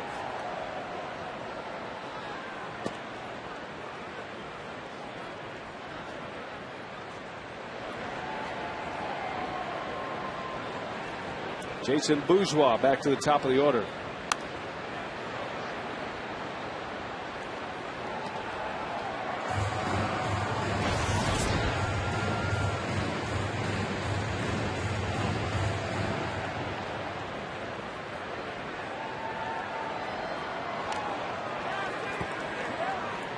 All right, Randy really doing a nice job mixing his speeds and keeping the baseball down.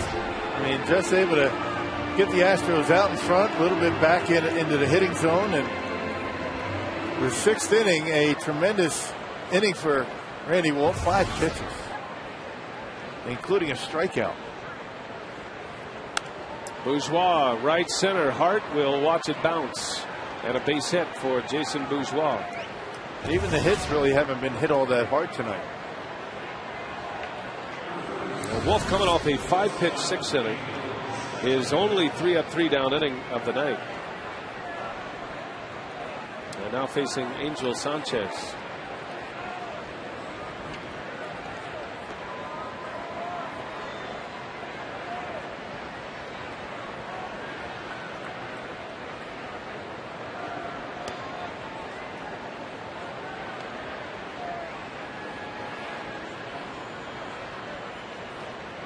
Sanchez with 2 hits and a walk.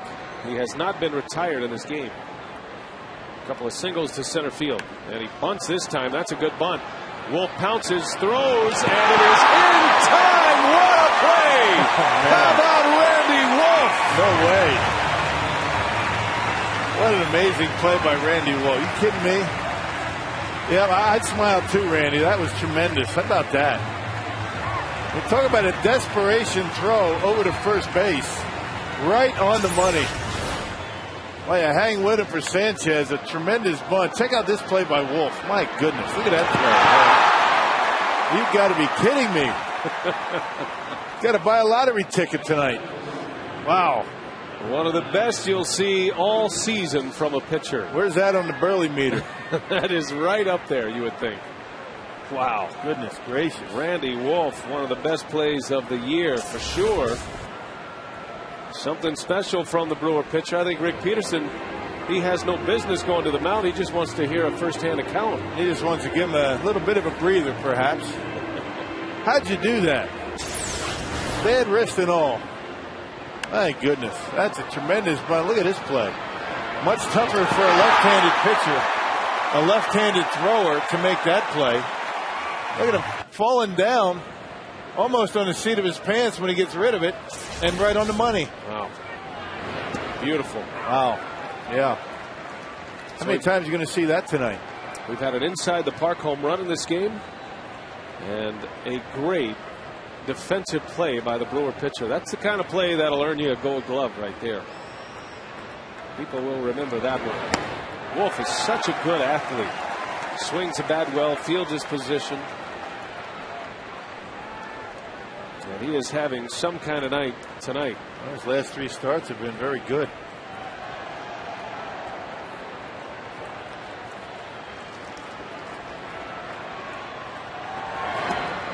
I was talking to Rick Peterson about Randy Wolf in Chicago, and he made an interesting point, and it reminded me that play he just made. Wolf is so athletic. Rick Peterson talk to Randy about don't get so locked into mechanics and the scouting reports. I mean, do your homework. But remember, when you step on the mound, you're an athlete. Just be an athlete. Just go for it. Let it fly. And that about coincides with that string of games you mentioned, his last 4.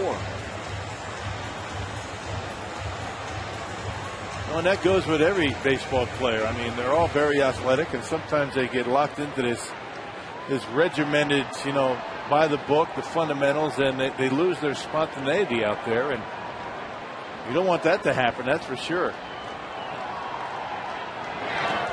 Down to the dirt, nice block by Gutierrez. That's one of the things that really Randolph was talking about to Ricky Weeks when he first came over. Just don't worry about being fundamentally perfect. I mean, just go out there and make the plays, and you can see the results. Ricky has been much better, more relaxed out there at second base. And then you see him make plays that you can't even practice or imagine. Even that play Ricky made with Manny Parr covering, throwing into the empty space. I mean, that takes athleticism, imagination. And it's not fundamentally sound. Nobody advises that you throw to an open space where there's no defender. I mean, he can't be afraid to make a mistake. Right. I mean, that's what you just can't play scared out there in the field. Not that anybody does it, but that's certainly the first thing you have to teach a young kid. Don't be afraid to make mistakes. Everybody makes them. Well, we'll see if Wolf can get through the 7th. 2-2 the count to Hunter Pence. And he gets in on his hands. Long run, Edmonds and Escobar. And that bounces in between them. And on his way to second base is Pence. Nobody covering the bag. That's what I'm talking about. Even the hits for the Houston Astros have been hits like that. Off the handle, off the end of the bat. And nothing really hit all that hard. And Hunter Pence with his second base hit. Nothing really hit hard off of his bat either. That'll be a double for Pence and RBI. And the Astros are on the board here in the 7th inning. That right down on the trademark. Hunter Pence gets the bat knocked out of his hand, but ends up driving in a run. Up in the air, and Jim Edmonds not able to get there.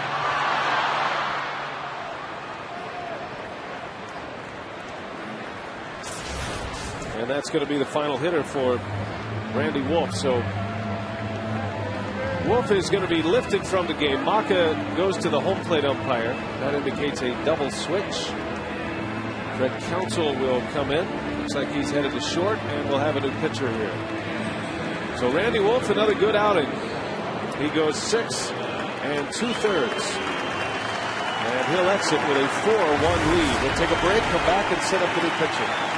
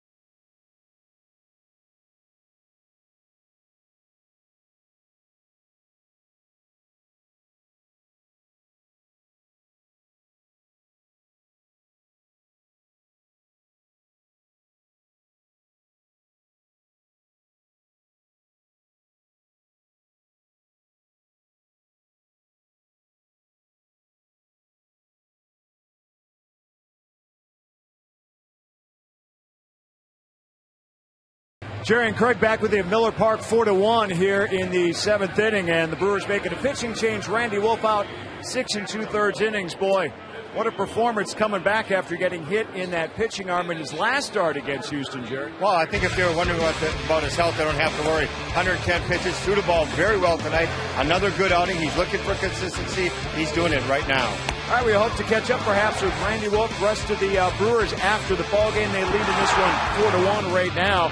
And our instructional coming up after the game. We're thinking right now about execution of the hit and run, but Jerry may recreate that Randy Wolf play made earlier this inning. Yeah, except he might not get up if he tries to recreate that play. The going down part is easy. The getting up part, it's going to require some assistance.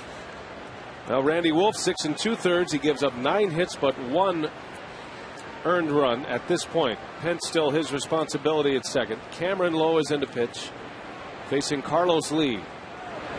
And that one is hit well. Left field line. Ryan Braun giving chase. Braun cannot get there. And it bounces up and out of here. Ground rule double for Carlos Lee. And the second Astros run here in the 7th inning. And that run will be charged to Wolf. So it's 4-2 Brewers. Lee drives in his 54th. Yeah, Brewers fortunate that Lee got that one down on the end of the bat just enough to keep it in the ballpark, because off the bat I thought that was a home run. Brody not able to get there, and Carlos Lee on a 1-0 pitch able to get a fastball and one hop it over the fence.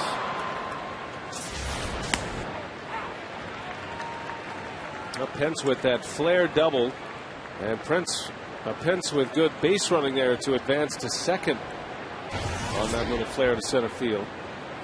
Nobody was covering the bag, and he ends up scoring on the ground rule double. Now Keppinger. Well, you know, Cameron Lowe is looking for a little payback against the Astros. Last time he pitched against Houston was coming in relief of Randy Wolf after he was hit by the line drive, and he walked 2 batters on 8 straight pitches in that game. He pitched last night and picked up a win. Pitched the 9th inning, gave up a run, but the Brewers able to come back and win.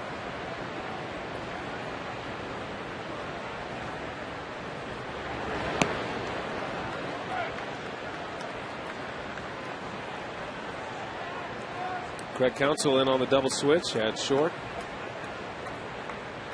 Counsell will hit second in the bottom of the 7th.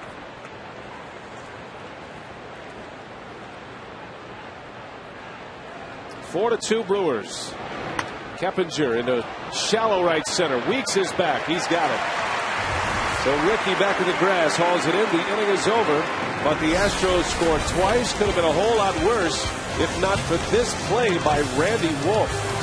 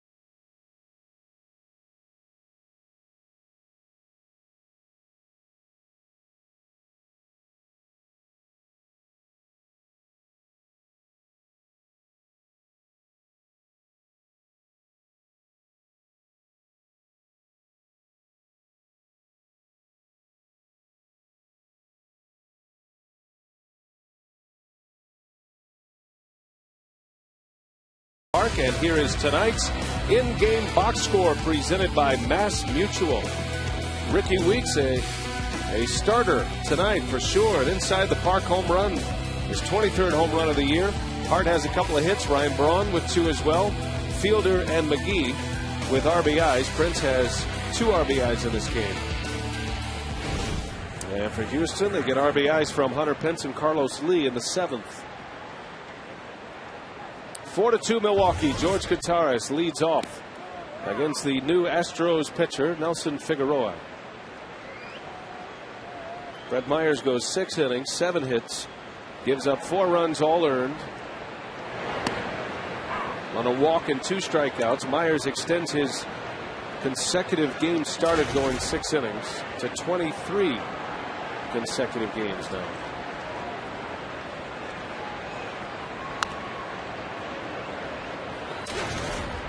Nice play. Kept her head down. No alligator arms.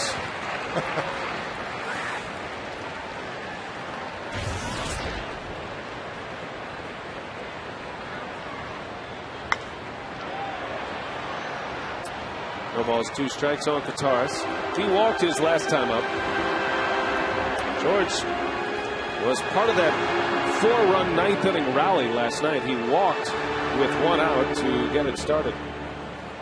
Joe England had a 2-run homer, a pinch hit home run. And then Fielder had the 2 RBI single that won the game for the Brewers last night, a 6-5 win. Matt Lindstrom able to get the first out in the inning. That was Escobar, and then did not get another out. Brewers able to win the game. Brewers have won 6 of their last 8 here at home. I guess you would call Nelson Figueroa the anti-Matt Lindstrom. This is a guy that doesn't throw very hard. He never has. He's been with a number of organizations, been in and out of rotations in the bullpen. Been around a long time. I'll give you 6 different looks out there at the mound, out there on the mound. Throws everything, makes stuff up.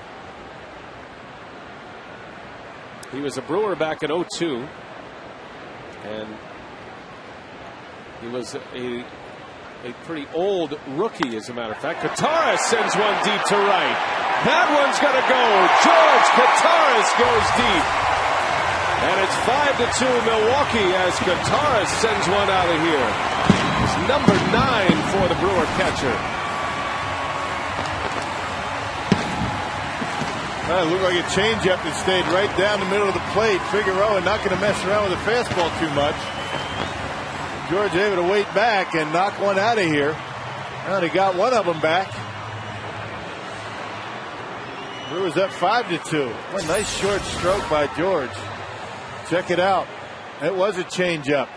Stayed right in the middle of the plate. See you later. Good swing by George Kataris.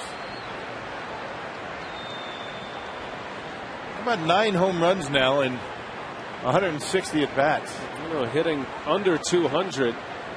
That's what you call a hard 200 right there. Kataris with his 9th homer, his 23rd run batted in.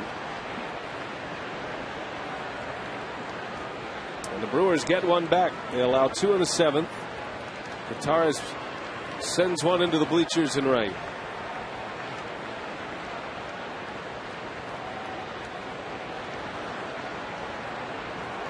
Craig Counsell batting for the first time. Came in on the double switch in the top of the 7th. And a bouncer back to Figueroa. Nice play, quick out, 1 gone in the 7th.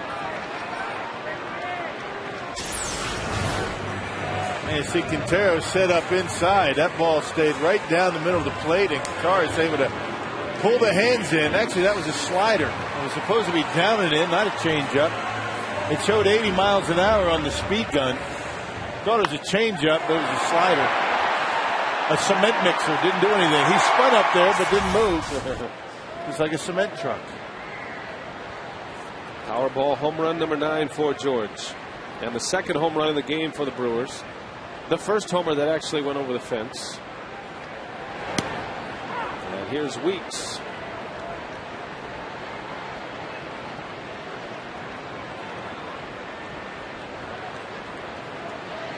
Weeks is 1 for 3.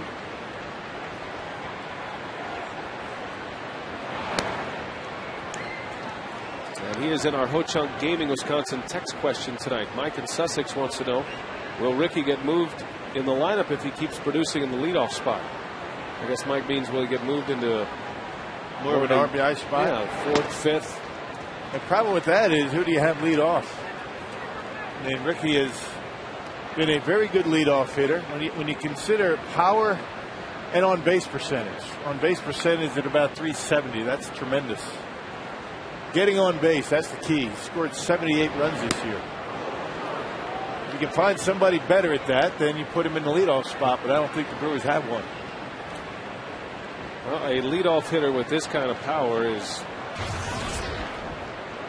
unique, to say the least. Not many can do it. Think about Jimmy Rollins in Philadelphia, hits home runs. There aren't many, though. There aren't many with a 370 on base percentage, let alone the home runs. A lot of guys that can run, they can drop down the bunts, but don't walk. Ricky Weeks very good at drawing walks. Full count to Weeks. Just got a piece. Ricky is trying to become the first leadoff hitter since Darren Erstad did it to drive in 100 runs in a season. He has 71 right now. Erstad, while a member of the Angels, drove in exactly 100 runs. That was back in the year 2000. And that's the major league record. Weeks down on strikes. Out number 2 for Figueroa. So with 2 outs, here's Corey Hart now. Corey with a couple of hits. You see his box score at the plate presented by Wendy's. Double and a run scored in the first, and then a single and a run scored in the 6th. Scored the winning run last night. Was 1 for 4 with a walk.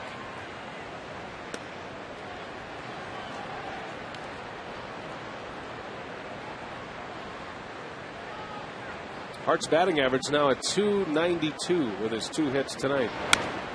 And a bouncing ball. This is going to be a tough play. Sanchez fires. Hart beats it out. Hit number 3 for Corey Hart. Good play by Sanchez. Yeah, continuing to push that batting average closer and closer to the 300 mark is Corey Hart. Always helps to be able to run, get those infield hits a la Ryan Braun. Got to be able to get some infield hits to hit 300 ordinarily. Got to pitch out away from him, able to get it up the middle, and a good effort by Sanchez to make it close. A lot of base runners, that's an out, but Hart, with those long legs in that 6'6" frame, able to leg it out. See if he's on the move here with Braun at the plate. Hart and Braun executed a perfect hit and run last time up. Not sure if it was a called hit and run, but either way, Hart took off and Braun delivered a base hit to right. It kind of set up the inning. Fielder drove in a run the next batter, and then McGee had an RBI after that. 2-run 6th inning for the Brewers. Yeah, why not do it again? Last time they did it, there was no outs. Now you've got 2 outs. Maybe a little bit different situation. Ken Maka might be playing for the long ball here. That's usually a pretty good bet. The skipper. It's easy to play for the long ball. You don't have to do anything. Right? Braun into right field again, but that's right at Hunter Pence, and the inning is over. So Braun lines out.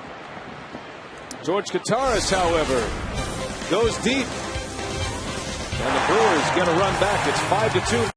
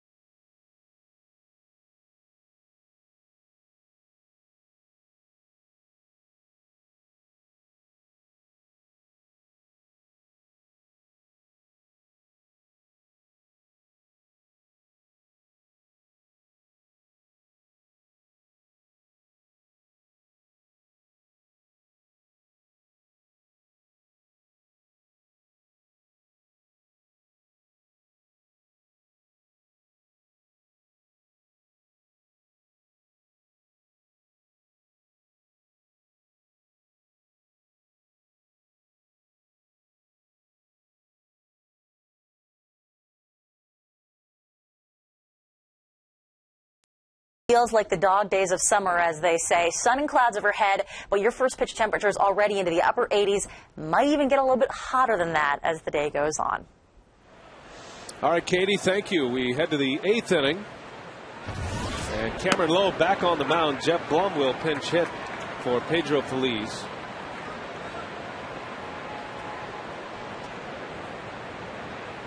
Blum is a switch hitter, but rarely hits as a right-handed batter. And a little dribbler out to the mound. The 6'7" Lowe reaches down and makes a play. One gone in the inning. Be sure to join us. Brewers Live postgame coming up right after the game. It's sponsored by Lincoln Mercury. And it will include our on-field instructional, which will focus on executing the hit and run, which Ryan Braun and Corey Hart did so well. Did you know that, Ron? What will your role be in the postgame instructional tonight? I got to be the runner, right? I mean, we're not going to actually hit the ball, are we? You should. I think you should. I'm just going to be talking about perhaps the mentality of the hitter up there. I might do the hitting, pretend hitting. I'm really good at the pretend hitting. Yeah. And the mentality of the base runner. There's only so much that we can ask out of our postgame analysts. I ran into Jerry Augustine out in the hallway. Is that right? A little upset with you. You know, your comments about him trying to make that play that Wolfie made. Uh-huh. He wants to talk to you. Well, I have a cream puff to offer as an olive branch. That'll work. Which would be his third of the day. Chris Johnson sends that one deep center field, and that is way back. It's off the top of the wall. Johnson into second base with a double. Boy, that was a mile high and a mile far. Boy, by Jim Edmonds' reaction, I thought that was out of the ballpark, but up off the wall. Edmonds realized he couldn't get to it, so rather than getting too close to the wall and end up giving Johnson a triple, he played it off the wall and held him to 2 bases. There's that slider, middle in. That's a place where I don't think you want to mess around with Johnson too much. Everything that he hits is around that location. In, sometimes down in the zone, he's been pretty good in. I think if you try and work him away, force him to the opposite field, I think you might have a better shot. That pitch was supposed to be away, and Lowe just missed his spot with it. So Johnson continues his hitting ways. And 2 more hits here tonight. Brad Mills is going to go with a pinch hitter here, Jason Castro, and that means Maka is going to the bullpen. We'll take a break.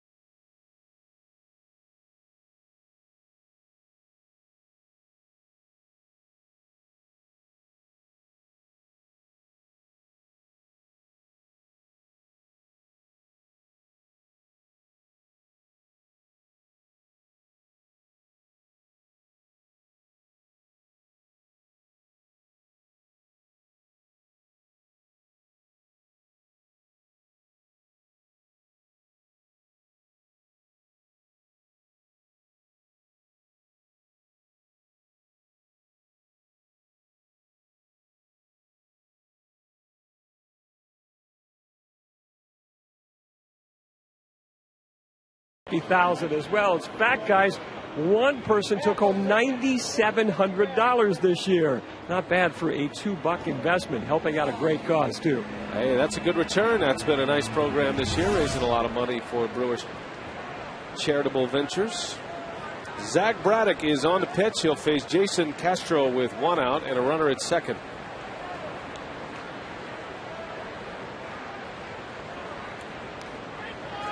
And it could very be 1 and out for Zach Braddock. Facing left-hander right now, Castro. He pitched on Tuesday against the Cubs. Pitched a scoreless third of an inning. He walked a batter. Has been unscored upon in 22 of 26 appearances. Well, Castro will likely stay in the game behind the plate. He pinch hits for Humberto Quintero. Neither player hitting all that well this year, especially against lefties.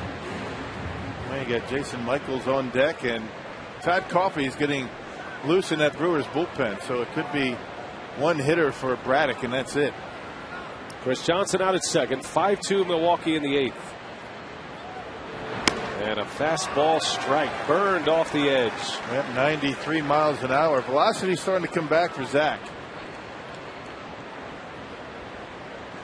Braddock did not go on the disabled list, but had a bit of an oblique injury. Shut him down for a couple of days. That was 2 weeks ago. The 1-2. And a breaking ball missed. Burst onto the scene did Braddock. He's kind of leveled off since. He was impressive the first month he was in the big leagues. Made his debut against the Minnesota Twins. And he was throwing hard. He was throwing 95, 96 miles an hour. Puts that one right by Castro. A fastball. And the second out of the inning. And we'll see how Maka plays this one with Jason Michaels coming up. Well, blows it right by him. He tried to mess around with a slider the pitch before, but got him on a fastball up around the belt, and Castro swings right through it. Good velocity right now for Braddock. Now here comes Maka. Wondering what was going on in that dugout. So the Brewers skipper playing matchups here, and Braddock gets his 1 out. And now it's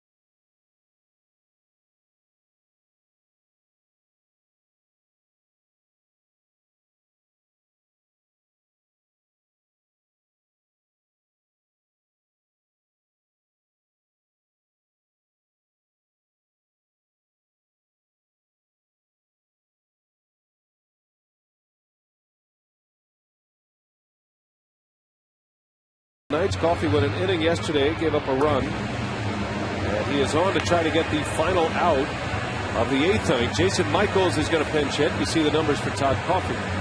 In kind of a rough stretch right now. Ken Maka hoping he's going to be able to get Jason Michaels to end this and then bring on John Axford. 50th appearance so far this year for Todd Coffey. Michaels as a pinch hitter, hitting .205. But of his 8 hits this year coming off the bench, he has 2 home runs. And he's driven in 9 runs.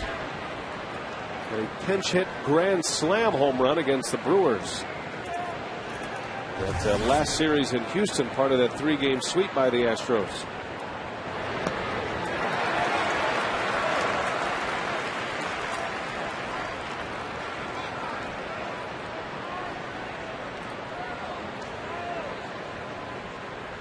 That grand slam came against Todd Coffey. So a rematch here between Coffey and Michaels, with a runner at second, and the Brewers a 3-run lead. Wow, he was late on that one. And no balls and 2 strikes. Yeah, good pitch right on the outside corner. Started with a slider, and then he went fastball down and away. The grand slam came on a fastball up and in. At Minute Maid Park, don't have to get all of them to get it out in left field there. But Michaels did get all of it. Be careful inside.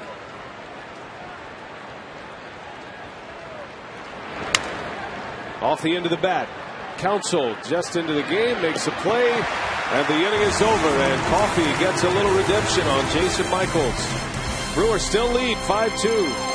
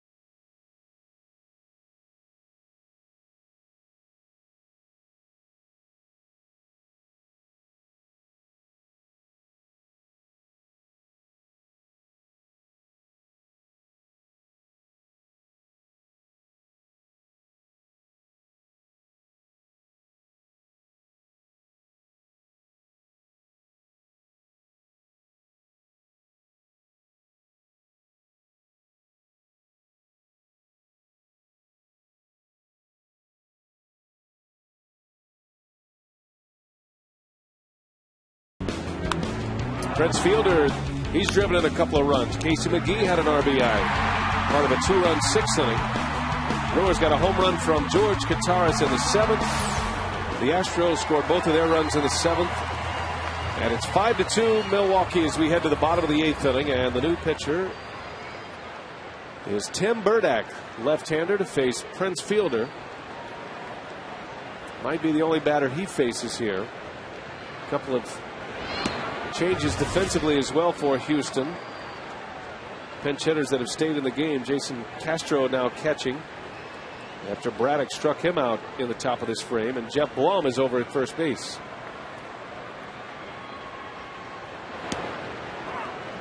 Well, Ken Maga's done a nice job of staggering his left-handers at the bottom of the order. You got Fielder, then McGee, Edmonds, and then the pitcher's spot right now, and then Kataris, another left-hander. So it's going to be a little bit more difficult for Brad Mills to get his righty-lefty pitchers matchups right now. Go to a lot of pitchers, you try to do that. Well, it's a 3-run lead, and Fielder, who's driven in a pair, chance to add to it. 2 balls and a strike. He's in a hitter's count. And Prince, a swing and a miss.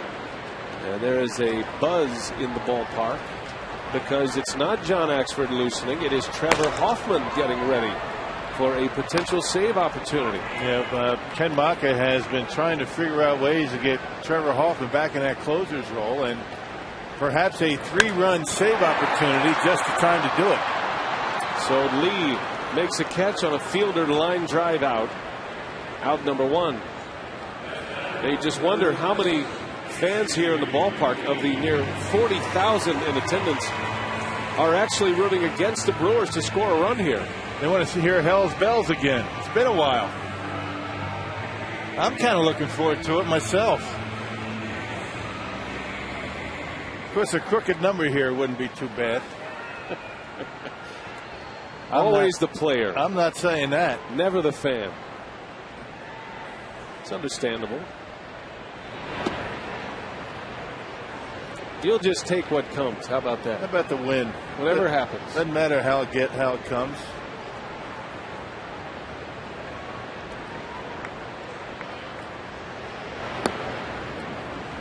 Well, Trevor Hoffman's last save on May 7th.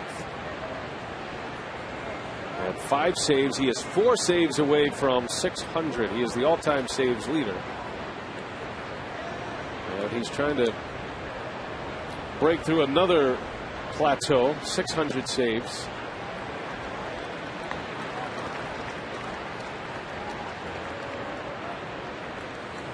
Casey McGee had an RBI his last time up. Gives him 65 for the season.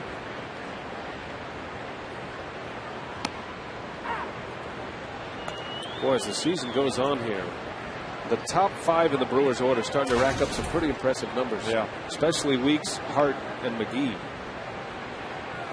It's not that Braun and Fielder have not produced, but getting some big seasons from Weeks and Hart, career years. And McGee right back at it after a terrific rookie season. Well, for the Brewers to be up there amongst National League leaders in a lot of offensive categories, you got to have big years from the top of your order. By the way, we are taking your responses. U.S. Cellular text to vote question: what is the most intriguing NL division race? You can text your answer to 234-234, W for East. Type in X for Central, Y for West. 234-234 is the number. The corresponding letter that you'd like to vote for will have the answers for you, the results, and Brewers Live. All courtesy of U.S. Cellular.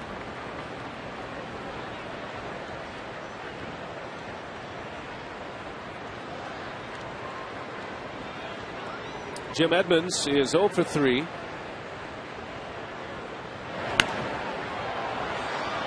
And a ball and a strike on Edmonds.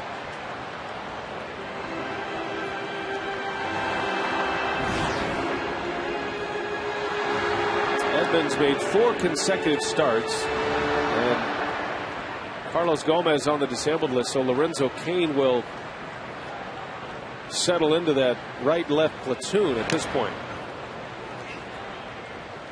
So Edmonds will get the starts against most right-handed starting pitchers. Lorenzo Cain will get the call against lefties. Well, unless too many right-handers go back to back to back. We don't want to have Edmonds out there too many days in a row.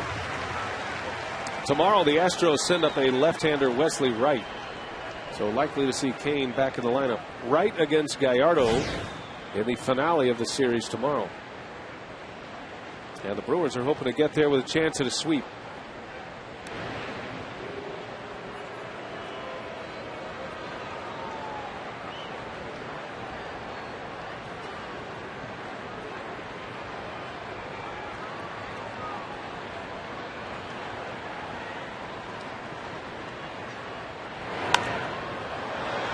That's in the seats.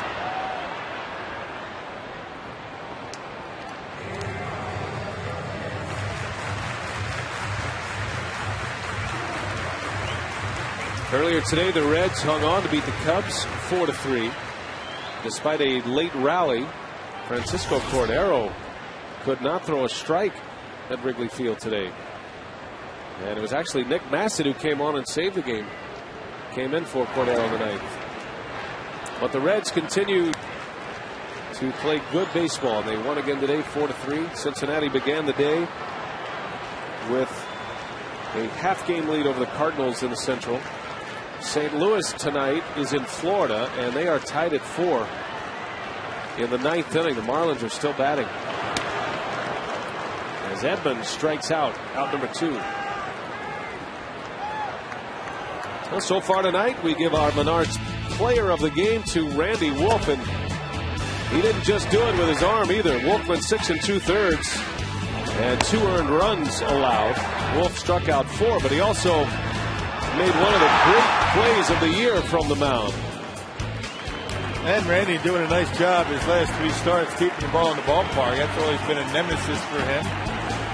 Home run ball has been something that he's had a tough time with this year, but kept the ball down well tonight. With the pitcher spot coming up, Ken Moccasins Lorenzo Cain to the plate. Well, you don't want to go away. Trevor Hoffman is in the bullpen preparing for a save opportunity. And Hell's Bells will play once again here at Miller Park for the first time since May. Cain sends one deep to left. Lee is back. That is off the wall. McGee on his way to third. He'll stop there. Lorenzo Cain with his 5th big league hit. And a double off the wall. He almost sent one out of here. Boy, he's got a quick bat inside. We've seen that. Lorenzo Cain, middle in. Hits one about midway on that left field fence. Check it out. Look out. I mean, talk about extensive. But look at the way he leans back when he finishes his swing. That's what you call back-legging one. Something else. When you do that, you better look out. You throw in middle in on a guy that has a swing like that. Cain is now 5 for 9 as a big league hitter. 2nd and 3rd, Kataris at the plate. And he sends one in the air to center. And the catch is made by Bourgeois. The stage is set. This is a save opportunity. The all-time saves king. Back in a closing role once again tonight. Stay with us.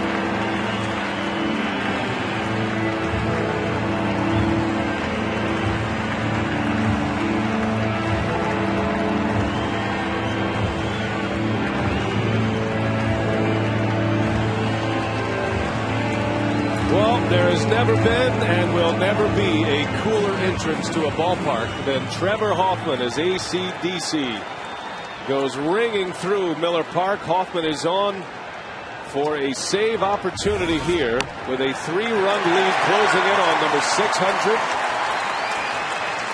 His last save opportunity, Rock, was May 18th at Cincinnati. And his last save came on May 7th right here against the Colorado Rockies. Flashbulbs popping everywhere in the ballpark.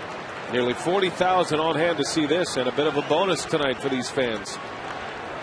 Just 4 saves away from 600. Hoffman with 5 saves this year, 5 blown saves, and has fought his way back to the roll. That one is lined into center. Jim Edmonds right there. Run away for Trevor Hoffman.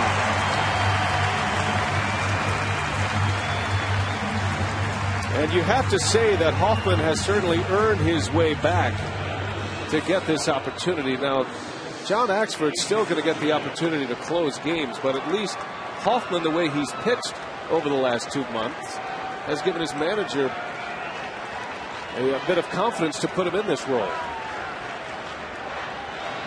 Well, again, nobody wants Trevor Hoffman to get to 600 more than Ken Maka, and I think he's, picking his spots. I think right out of the gates, a 3-run lead would be a perfect way to get him back into it.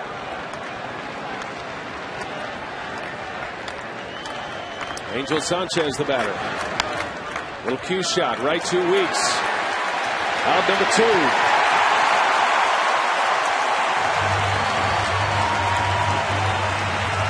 They come to their feet at Miller Park. And we'll let him take you the rest of the way.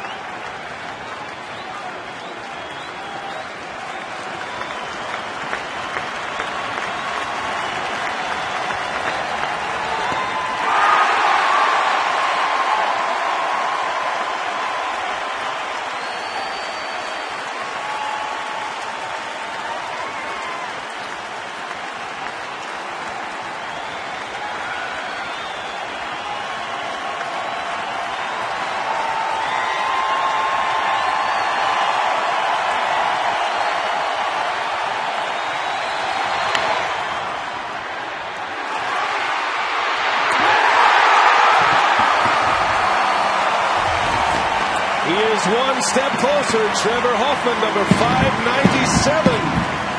He saves his 6th of the year and does it in impressive fashion. Rock, hell's bells ringing again here at Miller Park. And a nice win for the Brewers. Couldn't be happier for Trevor Hoffman. He has worked so hard to get back, and finally that number 6 is gone here at Miller Park. It's been up there since May 7th.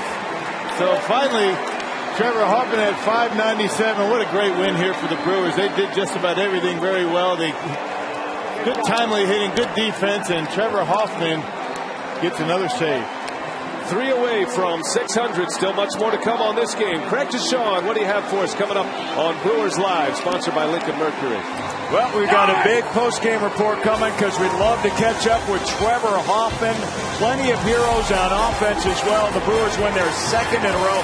Mark and Cannon will stand by in that Brewer clubhouse when we return to start Brewers Live.